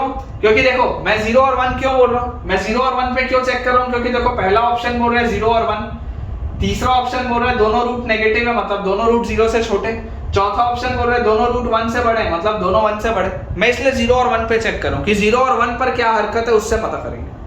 1 पर क्या आएगा? 1 जैसी रखोगे, 1 पे आएगा बेटा n plus 2l minus 2l। n पे क्या आएगा? 1 पे n plus 2l minus 2m। देखो जरा ध्यान से, n प्लस 2l क्या है? What is n plus 2l? n plus 2l is 3m, तो 3m माइनस 2m। यार ये तो m आ रहा है, ये तो m आ रहा है। देखो f ऑफ 1 m आ रहा है, f ऑफ 0 माइनस 2m आ रहा है। जरा सोच के देखो, ऑफ कोर्स m तो पॉजिटिव ही होगा ना। देखो l, m और n तीनों ही पॉजिटिव, सवाल में लिखा नहीं है लेकिन आपको ये बात पता होनी चाहिए कि l, m और n तीनों ही पॉजिटिव है। नहीं तभी तो LH टर्म, MH टर्म और NH टर्म निकालोगे ना, नेगेटिव का थोड़ा ना निकालोगे। ये तो नेचुरल नंबर होंगे ना कोई, L, M और N बेटा जो भी होगा they must be a natural number ना, तभी तो सॉल्व करोगे आप। 0 से बड़ा तो होगा ही, नेचुरल नंबर होगा कोई। सोच के देखो, 10वां टर्म, 11वां टर्म, 12वां टर्म, ऐसे ही तो कुछ बोलोगे ना, नेगेटिव टर्म थोड़ा ना निकालोगे। तो यार m पॉजिटिव है, m पॉजिटिव मतलब फंक्शन का वैल्यू 0 पर नेगेटिव है। तुम्हारे फंक्शन का वैल्यू देखो, ये जो क्वाड्रेटिक है बेटा, ये क्वाड्रेटिक है, n आपके पास पॉजिटिव है, n पॉजिटिव है मतलब this is a mouth opening upwards parabola. और माउथ ओपनिंग अपवर्ड्स पैराबोला में भी देखो 0 पर इसकी वैल्यू क्या है? 0 पर इसकी वैल्यू नेगेटिव है, 0 पर इसकी वैल्यू नेगेटिव है, और 1 पर इसकी वैल्यू पॉजिटिव है। मतलब यार ये तो ऐसा कुछ इसका ग्राफ है। इधर भी कुछ होगा कहीं पे, कहां पर होगा मेरे को नहीं पता, लेकिन इधर भी होगा।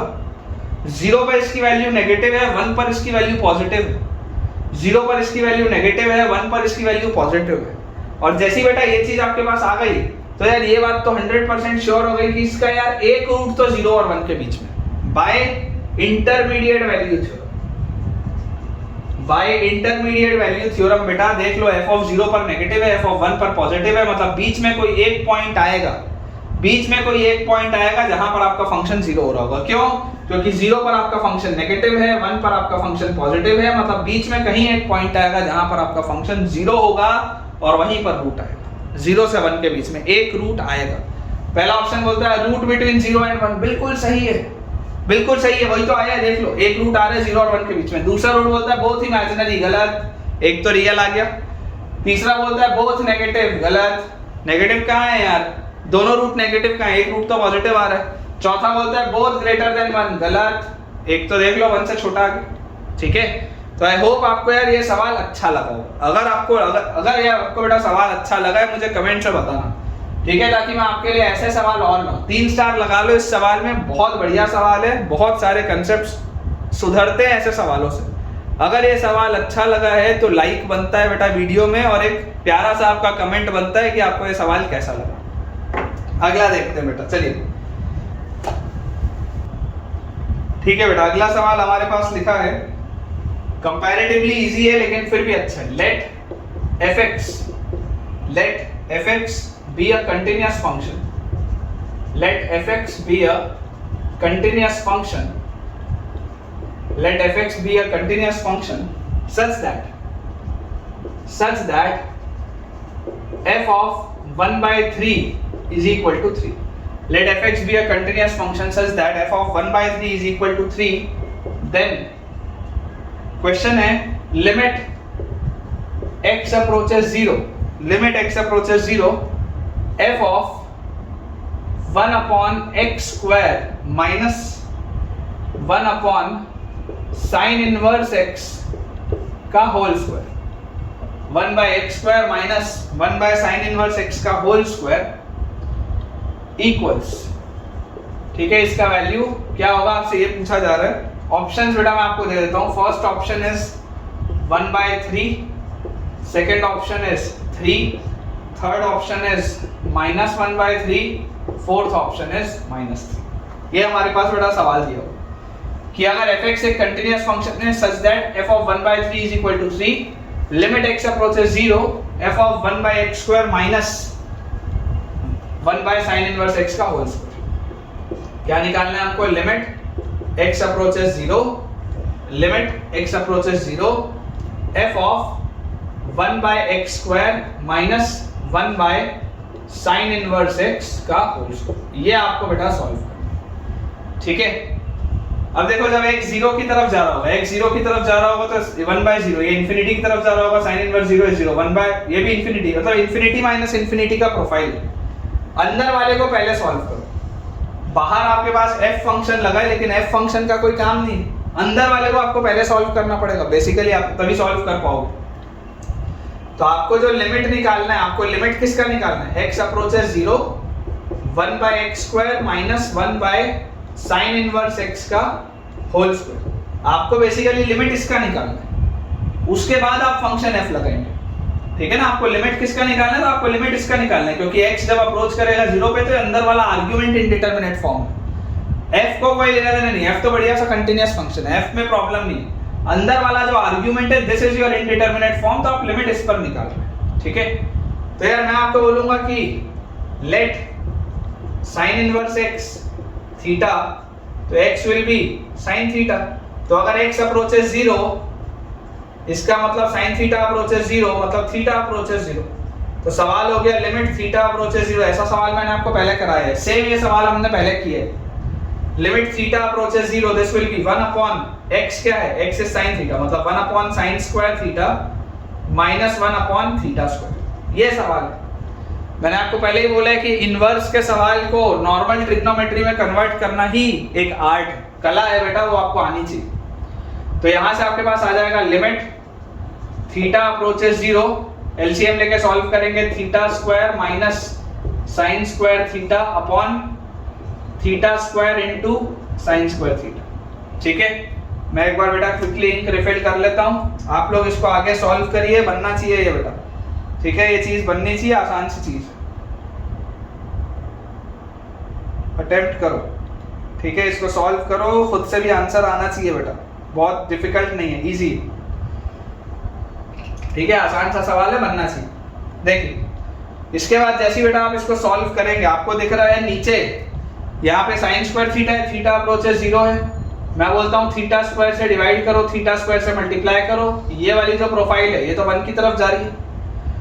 तो आपके पास लिखा क्या हुआ है? लिमिट थीटा अप्रोचेस 0, ऊपर देखो a square minus B square, a minus B multiplied by a plus B, और नीचे बेटा क्या लिखा हुआ है? थीटा स्क्वायर इज थीटा की पावर 4। याद करिए ऐसे वाले सवाल में बेटा मैंने आपको बोला था थीटा की पावर 4 को थीटा क्यूब इसके नीचे दे दो, थीटा इसके नीचे दे दो, लिखा तो वही है थीटा की पावर 4। लेकिन अगर आप बेटा ध्यान से देखेंगे तो ये वाली चीज एक खास रिजल्ट होता है, 1/6 इसका आंसर आता है। देखो कैसे, theta minus sine theta by theta cube, इसको अगर आप एक्सपैंड करोगे तो थीटा माइनस साइन थीटा क्या होता है? साइन एक्स का बेटा एक्सपेंशन क्या होता है? साइन एक्स का एक्सपेंशन होता है x minus x cube by 3 factorial plus x की पावर 5 बाय 5 फैक्टोरियल, इस तरीके से होता है। तो आप इसको क्या लिखेंगे? Theta minus theta cube by 3 factorial, इसके आगे जाने की तो जरूरत नहीं, नीचे मैक्सिमम पावर थीटा क्यूब तक है और अपॉन क्या है थीटा क्यूब है। देखो थीटा से ये थीटा कटा, माइनस माइनस प्लस हुआ, थीटा क्यूब से थीटा क्यूब जाएगा, 1/6 आएगा इसका आंसर। जो मैं आपको बोल भी रहा था ये 1/6 की तरफ आएगा ये वाली चीज। और ये वाला थीटा आप जैसे ही इसके पास लेके जाओगे तो theta by theta 1 sin theta by theta 1, ये 1 + 1 ये 2 लिखा हुआ।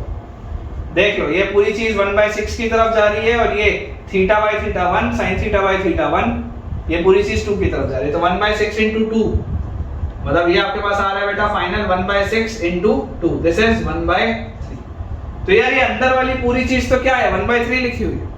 देख लो आपने अंदर वाली पूरी चीज को सॉल्व किया, इसका लिमिट किसकी तरफ जा रहा है, इसका लिमिट जा रहा है 1/3 की तरफ। मतलब ये सवाल क्या पूछ रहा है, सवाल पूछ रहा है limit x approaches 0 f of 1/3, ये पूछ रहा है सवाल। ये अंदर वाली चीज 1/3 की तरफ जा रही है, ये पूछ रहा है सवाल। अब भाई साहब अगर f ऑफ 1/3 की वैल्यू 3 दी हुई है और कंटीन्यूअस फंक्शन है तो भाई लिमिट भी तो वहीं एग्जिस्ट करेगा ना।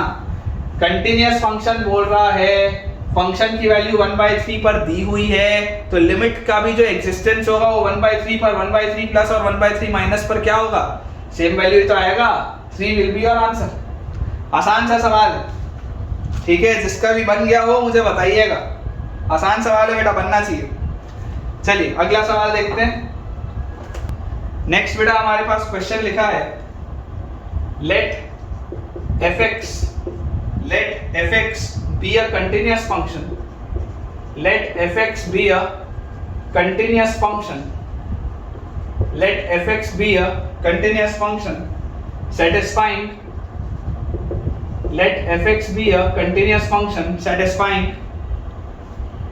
थोड़ा सा इसका बेटा प्रोफाइल डिफरेंट मतलब डिफिकल्ट है ना, थोड़ा सा प्रोफाइल डिफिकल्ट है, बच्चे देख के घबराते हैं इस सवाल को। देखिएगा f³ minus 5 times of f² plus 10 times of fx minus 12 equal to 0, sorry equal to 0 नहीं, लेस देन इक्वल टू 0 ये लिखा हुआ है। फिर एक लिखा है f² minus 4 times of fx plus 3 greater than equal to 0, और फिर लिखा हुआ है f² minus 6 times of fx plus 8 is less than equal to 0। ये हमारे पास बेटा तीन चीजें दी हुई है। fx is a continuous function satisfying these three equations, then the value of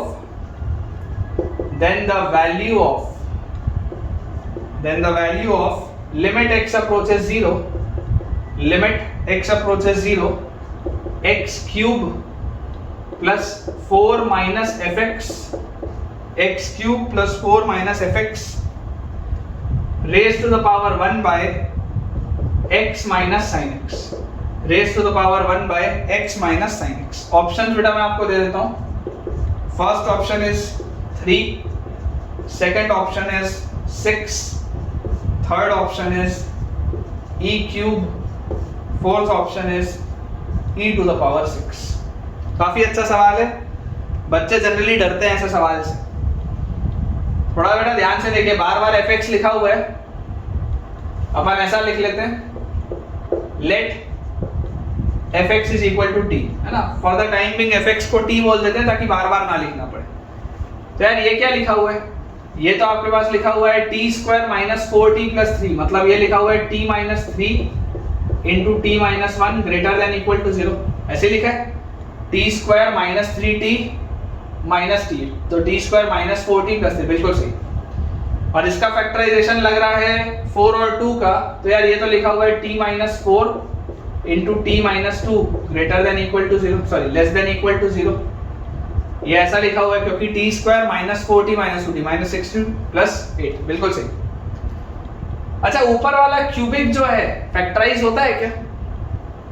अगर मैं fx का वैल्यू 1 रखूं, t का वैल्यू 1 रखूं, तो 1 रखने पर 1 minus 5 minus 4 plus 10 6 minus 12, 1 में तो नहीं होता, माइनस 1 पे -1 का क्यूब -1 -1 का स्क्वायर 1, तो -1 और -5 -6, -1 में भी नहीं होता। मेरे ख्याल से माइनस रखने में तो आएगा ही नहीं, क्योंकि माइनस रखने पर fx को देखो मैं क्यूबिक को बेटा हिट एंड ट्रायल मेथड से फैक्टराइज करने की कोशिश कर रहा हूँ। जैसे इस क्वाड्रेटिक को मैंने फैक्टराइज किया, इस क्वाड्रेटिक को मैंने फैक्टराइज किया, वैसे ही मैं प्रयास कर रहा हूँ कि क्या इस क्यूबिक को भी मैं फैक्टराइज कर सकता हूँ। तो मुझे दिख रहा है कि यार fx कभी भी नेगेटिव वैल्यू तो नहीं लेगा। नेगेटिव वैल्यू इसलिए नहीं लेगा क्योंकि यार fx को अगर मैं नेगेटिव बोलूंगा तो ये नेगेटिव, fx को मैं नेगेटिव बोलूंगा तो ये पूरी चीज नेगेटिव, ये पूरी चीज नेगेटिव, ये नेगेटिव। तो फैक्टराइज तो नेगेटिव रखने का मतलब नहीं है। 1 पर देख लिया, 2 पर देखते हैं। 2 पर अगर देखेंगे तो 2 का क्यूब 8 और 2 का square 4, 4 into 5 minus 20, 8 minus 20 is minus 12, minus 12 और minus 12 minus 24 और 2 into 10 20 नहीं हो रहा 2 से भी। 3 भी रख के देखते हैं। 3 का क्यूब 27 और 3 का स्क्वायर 9, 9 into 5 45, 27 minus 45 minus 18 और minus 12 minus 30। अरे हो गया देखो जैसे ही आप fx का वैल्यू बेटा 3 रखोगे, 3 रखते ही देखो ये फैक्टराइज होगा। ये लिखा हुआ है आपके पास t cube minus 5t square plus 10t minus 12, यही तो लिखा है। अगर मैं बोल रहा हूँ t इक्वल टू 3 इसको सेटिस्फाई कर रहा है, ठीक है। तो t माइनस 3 आप बाहर निकालो, t माइनस 3 आप बाहर निकालो। फैक्टराइज अगर करोगे t क्यूब के लिए तो यहाँ आएगा t square, t cube minus 3t square minus 2t, तो माइनस 5t स्क्वायर हो गया। और फिर आ गया प्लस 60, यहाँ पर एक और लिख लो t माइनस 3, तो यहाँ आ गया आपके पास बेटा प्लस 60 और 10t है अपने पास, तो प्लस 4t और माइनस 12। बिल्कुल सही है ना। मैंने बेटा ये डायरेक्टली फैक्टराइजेशन की है। जनरली मैं क्लास 9th में ये पढ़ाता हूँ। जब भी अगर कोई मुझसे पढ़ा हुआ बच्चा होगा 9th का तो उसको ये समझ में आ रहा होगा ये मैंने क्या किया। अगर आपको नहीं समझ में आ रहा हो तो आप वो लॉन्ग डिवीजन मेथड होता है, डिवाइजर, डिविडेंड, कोशेंट, तो आप t माइनस 3 से इसको डिवाइड करना, t माइनस 3 से इस क्यूबिक को डिवाइड करना, तो आपके पास कोशेंट आ जाएगा t square minus 2t, t square minus 2t plus 4, ठीक है। ये आ जाएगा। डिवाइजर है t माइनस 3, कोशेंट है t square minus 2t plus 4 और रिमाइंडर ऑफ कोर्स 0 है। मतलब इसका फैक्टराइजेशन बेटा आपके पास लिखा हुआ है t square minus 2t plus 4 into t minus 3 less than equal to 0। ये हमारे पास लिखा हुआ है, ठीक है ना। ये हमारे पास लिखा हुआ है। तो यार जरा सोच के देखो, ये जो क्वाड्रेटिक है बेटा, इस क्वाड्रेटिक का डिस्क्रिमिनेंट क्या हमको लेस देन 0 लग रहा है क्या? इस क्वाड्रेटिक का d लेस देन 0 है। देखो ध्यान से, b स्क्वायर माइनस 4ac, इसका d लेस देन 0 है। और अगर इसका d लेस देन 0 है मतलब ये क्वाड्रेटिक तो हमेशा ही पॉजिटिव है क्योंकि इसका लीडिंग कोएफिशिएंट पॉजिटिव है। तो ये वाला बेटा क्वाड्रेटिक आपका हमेशा ही पॉजिटिव है। इसका मतलब ये t माइनस 3 ही नेगेटिव होगा। इसका मतलब क्या है कि t माइनस 3 ही नेगेटिव होगा क्योंकि ये तो हमेशा ही पॉजिटिव है। तो यहां से अपने पास क्या आ गया कि t is less than equal to 3। पहले वाले रिलेशन से आ गया बेटा कि t is less than equal to 3। यहां से क्या आ रहा है, इसको अगर आप सॉल्व करेंगे, नंबर लाइन बनाएंगे तो 1 आएगा, 3 आएगा, पॉजिटिव, नेगेटिव, पॉजिटिव। तो यार इसके हिसाब से तो ग्रेटर देन इक्वल टू 0 मतलब t बिलोंग्स टू आपके पास आ जाएगा माइनस इंफिनिटी से लेकर 1, माइनस इंफिनिटी से लेकर 1 यूनियन 3 से लेकर इंफिनिटी, माइनस इंफिनिटी से लेकर 1 यूनियन 3 से लेकर इंफिनिटी। और इसके हिसाब से यहां से आंसर आ जाएगा t belongs to close bracket 2 से 4, t belongs to close bracket 2 से 4। कुछ कॉमन है क्या यार इसमें? कुछ कॉमन है क्या? एक बार बना के देखते हैं बेटा, एक बार बना के देखते हैं। यहां से आ जा रहा है 2 से 4। नंबर लाइन अगर मैं बनाऊं, क्रिटिकल पॉइंट्स में लिख लूं 1 2 3 4। पहला वाला बोल रहा है 3 या उससे छोटा लो, पहला वाला बोल रहा है 3 या उससे छोटा होना चाहिए t जो है। दूसरा वाला बोल रहा है माइनस इंफिनिटी से 1 और 3 से इंफिनिटी। और तीसरा वाला बोल रहा है 2 से 4, तीसरा वाला बोल रहा है 2 से 4। क्या कॉमन है तीनों में? यार इसमें तो तीनों में सिर्फ एक पॉइंट कॉमन है। देखो ध्यान से, तीनों में बेटा कॉमन, तीनों में कॉमन सिर्फ और सिर्फ एक पॉइंट है, दैट्स दिस पॉइंट। सिर्फ t इक्वल टू 3 कॉमन है यार, बाकी तो और कुछ कॉमन ही नहीं है तीनों में। इसका मतलब कि this implies t must be equal to 3 या fx must be equal to 3। ये इंपॉर्टेंट है बेटा। इसको आप सॉल्व करेंगे ना, ये 3 इक्वेशंस हैं, ये 3 इक्वेशंस हैं। इनको जब आप सॉल्व करेंगे तो यहां से बेटा fx की वैल्यू आएगी 3, fx की वैल्यू हमेशा 3 होगी। This will be a constant function. क्या लिखा हुआ है? It is a continuous function. तो कांस्टेंट फंक्शन कंटीन्यूअस होते हैं। और fx इक्वल टू 3 इन तीनों को सेटिस्फाई कर रहा है। ठीक है, वेरी इंपॉर्टेंट बेटा, वेरी इंपॉर्टेंट। fx की वैल्यू जब इसको सॉल्व करेंगे 3 आ जाएगी। अब जैसे ही fx का वैल्यू 3 आ गया, सवाल सॉल्व कर लो। Limit x approaches 0 x cube plus 4 minus 3 into मतलब raise to the power 1 bye x minus, थोड़ा ढंग से लिख लेते हैं, raise to the power 1 bye x minus sine x। ये आपके पास लिखा हुआ है। देखो जब x अप्रोचेस 0 होगा तो यार ये तो 1 की पावर इंफिनिटी 1 होगा। x अप्रोचेस 0 में 1 की पावर इंफिनिटी है, तो answer will be e raise to the power limit x approaches 0 exponent मतलब 1 bye x minus sine x exponent into base minus 1। तो ये 4 माइनस 3 क्या है बेटा, 4 माइनस 3 तो 1 ही है, तो बेस माइनस 1, बेस माइनस 1 करोगे तो यार यहाँ पर तो सिर्फ x क्यूब बचेगा, ये 1 तो कट जाएगा। तो देखो x minus sine x by x cube, वापस वही वाली प्रोफाइल है जो अभी थोड़ी देर पहले मैंने बताई थी। Theta minus sine theta by theta cube क्या होता था, 1 by 6। x minus sine x by x cube, यार ये तो e की power 1 upon x minus sine x by x cube, ये तो 1 अपॉन 1 बाय 6 लिखा है। मतलब this is e raise to the power 6, this is e raise to the power 6 है। क्या ऑप्शन में, डी ऑप्शन है बेटा, देख लीजिए ध्यान से, डी ऑप्शन आएगा आपके पास answer. e raise to the power 6 will be your final answer. बहुत अच्छा सवाल है बेटा, मजा आना चाहिए ऐसे सवालों में। चलिए बेटा 2 सवाल और करते हैं, फिर आज का लेक्चर एंड करेंगे और ये चैप्टर भी एंड करेंगे, है ना। सिर्फ 2 सवाल अपने पास और बचे हैं, उसके बाद अगर मुझे कुछ और लगेगा तो बेटा मैं आपको टेलीग्राम वाले चैनल में प्रैक्टिस शीट्स में शेयर कर दूंगा। 2 सवाल और फिर इस चैप्टर को अपन वाइंड अप करेंगे।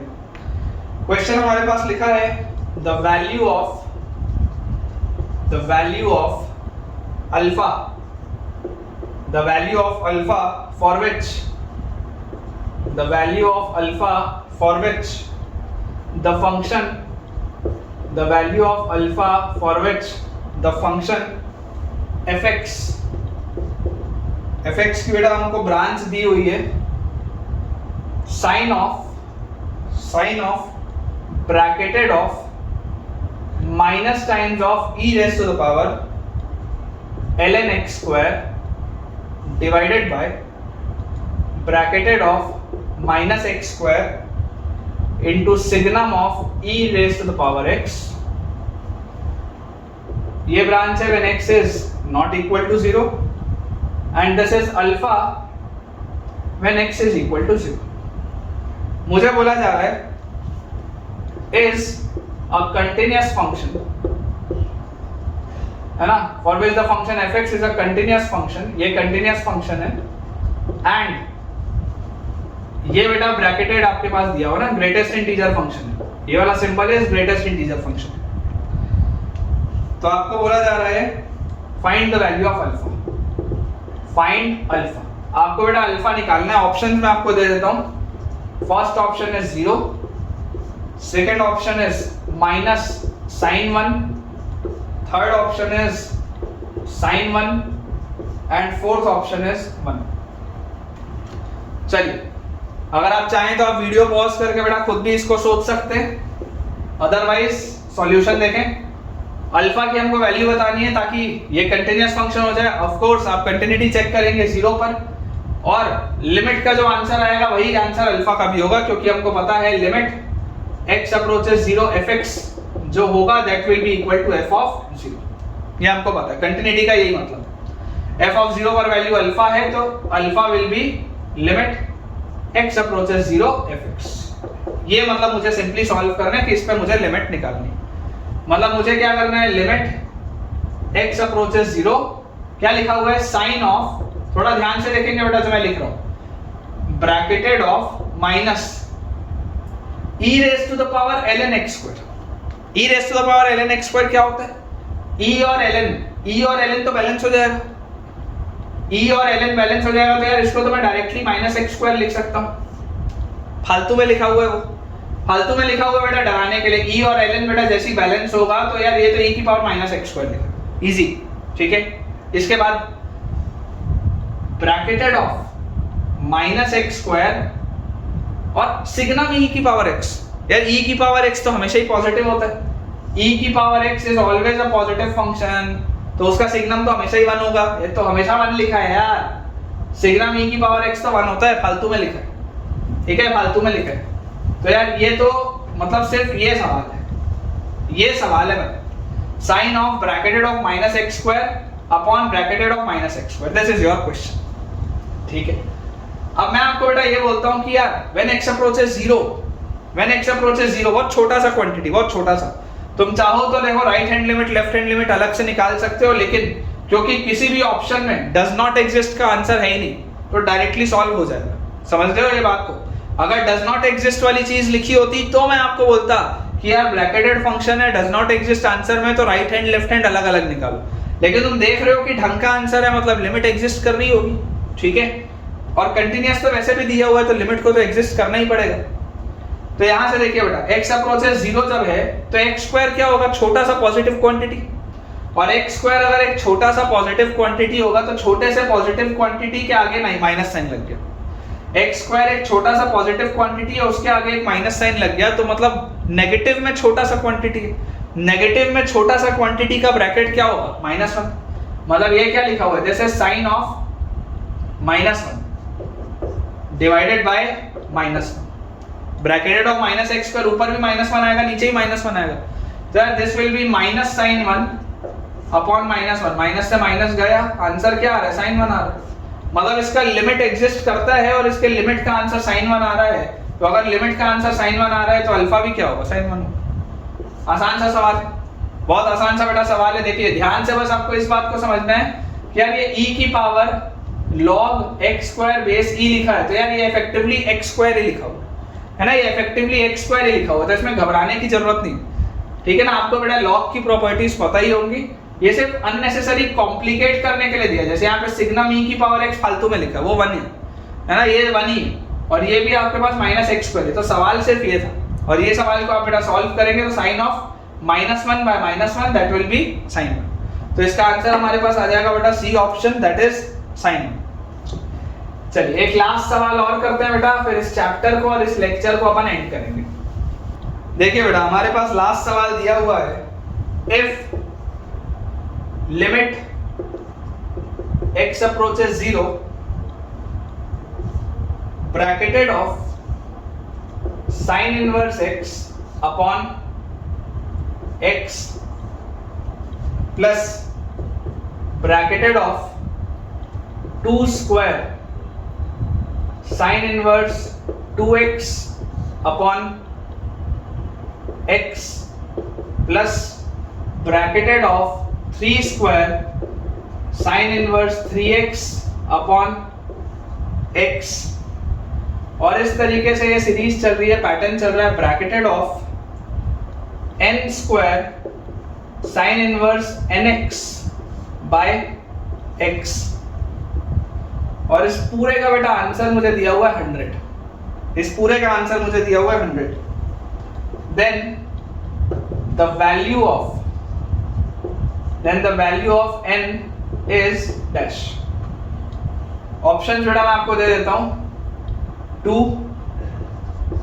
फिर 3, तीसरा ऑप्शन है बेटा हमारे पास 4 एंड चौथा ऑप्शन है 5। ये बेटा लास्ट सवाल है हमारा, क्वेश्चन में ये भी दिया हुआ है where this function is greatest integer function, this is your greatest integer function, ये आपको दिया हुआ है।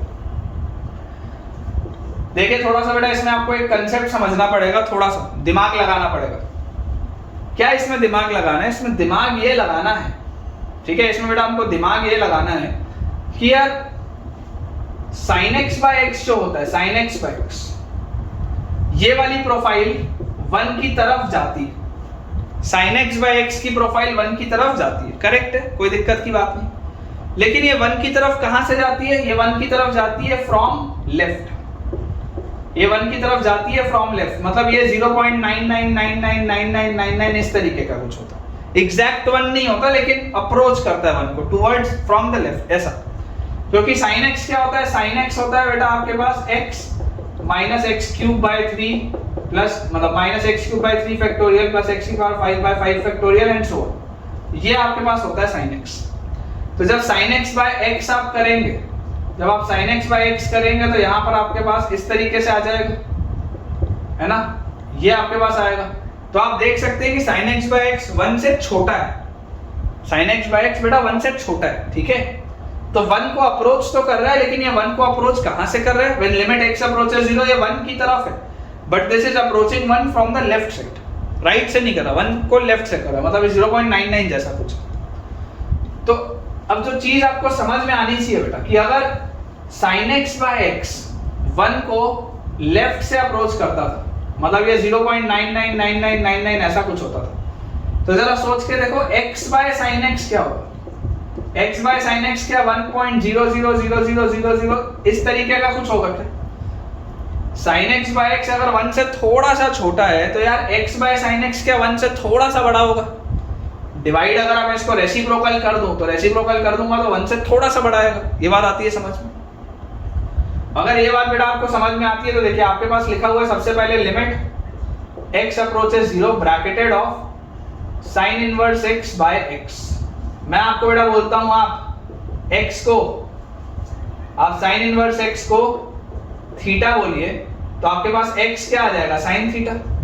और x अगर आपके पास sin थीटा आ जाएगा तो आपके पास आ जाएगा limit theta approaches 0 bracketed of sin inverse x is theta upon x is sin theta. ये आपके पास लिखा हुआ है।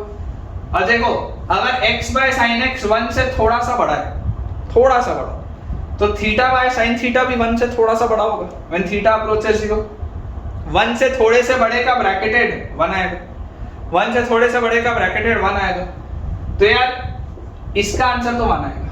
ये बात क्लियर है? ठीक। फिर लिमिट आगे लेके जाओगे, limit x approaches 0 bracketed of 2 square sin inverse 2x upon x, ये लिखा हुआ है। मैं आपको बेटा बोलता हूं 2 से मल्टीप्लाई करो और 2 से डिवाइड भी करो, तो जो 2 स्क्वायर था वो 2 क्यूब हो जाएगा। अब जरा सोच के देखो sin inverse x by x, ये वाली जो चीज थी ये 1 से थोड़ी सी बड़ी थी, तो यार ये sin inverse 2x by 2x ये भी तो 1 से थोड़ा सा बड़ा होगा। तो अगर ये भी 1 से थोड़ा सा बड़ा होगा तो ये पूरी चीज 8 से थोड़ी सी बड़ी होगी। 2 का क्यूब क्या है? 2 का क्यूब 8 है। तो अगर ये 1 से थोड़ा सा बड़ा है तो ये पूरी चीज 8 से थोड़ी सी बड़ी होगी। और अगर बेटा ये पूरी चीज 8 से थोड़ी सी बड़ी होगी तो इसका ब्रैकेटेड क्या आएगा? 8 आएगा। इसका ब्रैकेटेड 8 आएगा। 8 क्या होता है? 2 का क्यूब होता है। एक लास्ट और बताता हूं फिर तुमको समझ में आ जाएगा। Limit of x approaches 0, limit आगे लेके जाओगे किस पे लगा हुआ है? Bracketed of 3 square sin inverse 3x by x। मैं आपको बोलता हूं एक 3 से मल्टीप्लाई करो, एक 3 से डिवाइड भी करो, तो यहां पे आ जाएगा 3 क्यूब। अगर sin inverse x by x, अगर sin inverse x by x बेटा 1 से थोड़ा सा बड़ा था, अगर sin inverse x by x 1 से थोड़ा सा बड़ा था तो sin inverse 3x by 3x भी 1 से थोड़ा सा बड़ा होगा। तो अगर sin inverse 3x by 3x भी 1 से थोड़ा सा बड़ा है तो 3 क्यूब 27। ये पूरी चीज 27 से थोड़ी बड़ी, तो 27 से थोड़ी बड़ी का ब्रैकेटेड 27 क्या होता है? 3 क्यूब। मतलब क्या है? पैटर्न क्या चल रहा है? पहला वाला लिखा हुआ है 1 क्यूब, फिर लिखा है 2 क्यूब, फिर लिखा है 3 क्यूब, लास्ट वाला क्या n क्यूब लिखा होगा क्या?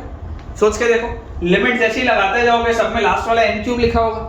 मतलब ये सवाल क्या है? ये सवाल है 1 cube plus 2 cube plus 3 cube से लेकर n क्यूब तक। सिग्मा n क्यूब क्या होता है? सिग्मा n क्यूब होता है बेटा n इंटू n प्लस 1/2 का होल स्क्वायर।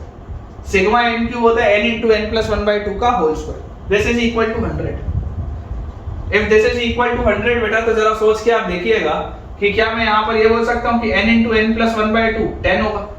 अगर n इंटू n प्लस 1/2 10 होगा तो यहाँ से आप बेटा देख लो, ऑप्शन से ही देख लो, n की वैल्यू क्या होगी बेटा? n की वैल्यू 4 आएगी।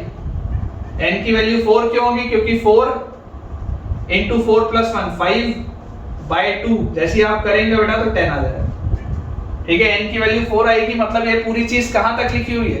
केवल 4 टर्म तक लिखी है। ठीक है, आंसर विल बी 4। अच्छा सवाल है बेटा, इसमें एरर होता है, ये कंसेप्ट इंपॉर्टेंट था, इस बात को ध्यान रखिएगा। ठीक है, अच्छा सवाल है बेटा, इसमें एरर हो जाता है कई बार बच्चों से।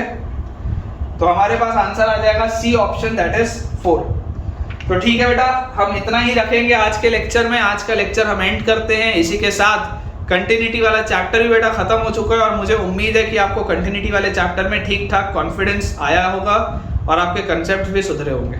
अपना जो अगला चैप्टर होगा दैट विल बी डिफरेंशिएबिलिटी। लेकिन अगर आप चाहते हैं कि इसी तरीके से बेटा लेक्चर्स कंटिन्यू आते रहें तो आपको ये पूरी सीरीज कैसी लग रही है और आपको बेटा समझ में चीज़ें आ रही है या नहीं आ रही है, अपनी फीडबैक, आपका जो भी एक पॉजिटिव कमेंट है, जो भी आप शेयर करना चाहते हैं, आप कमेंट्स में लिखिए, ताकि मुझे पढ़ के भी लगे कि यार हाँ आपको फ़ायदा हो रहा है, तो मुझे ये चीज़ कंटिन्यू करते रहनी चाहिए आपके लिए। क्योंकि बिलीव मी बेटा, ये बहुत मेहनत का काम है। एक 11th का लेक्चर रोज़, एक 12th का लेक्चर रोज़, काफ़ी बेटा काम हो जाता है रेगुलर अपने कामकाज के अलावा।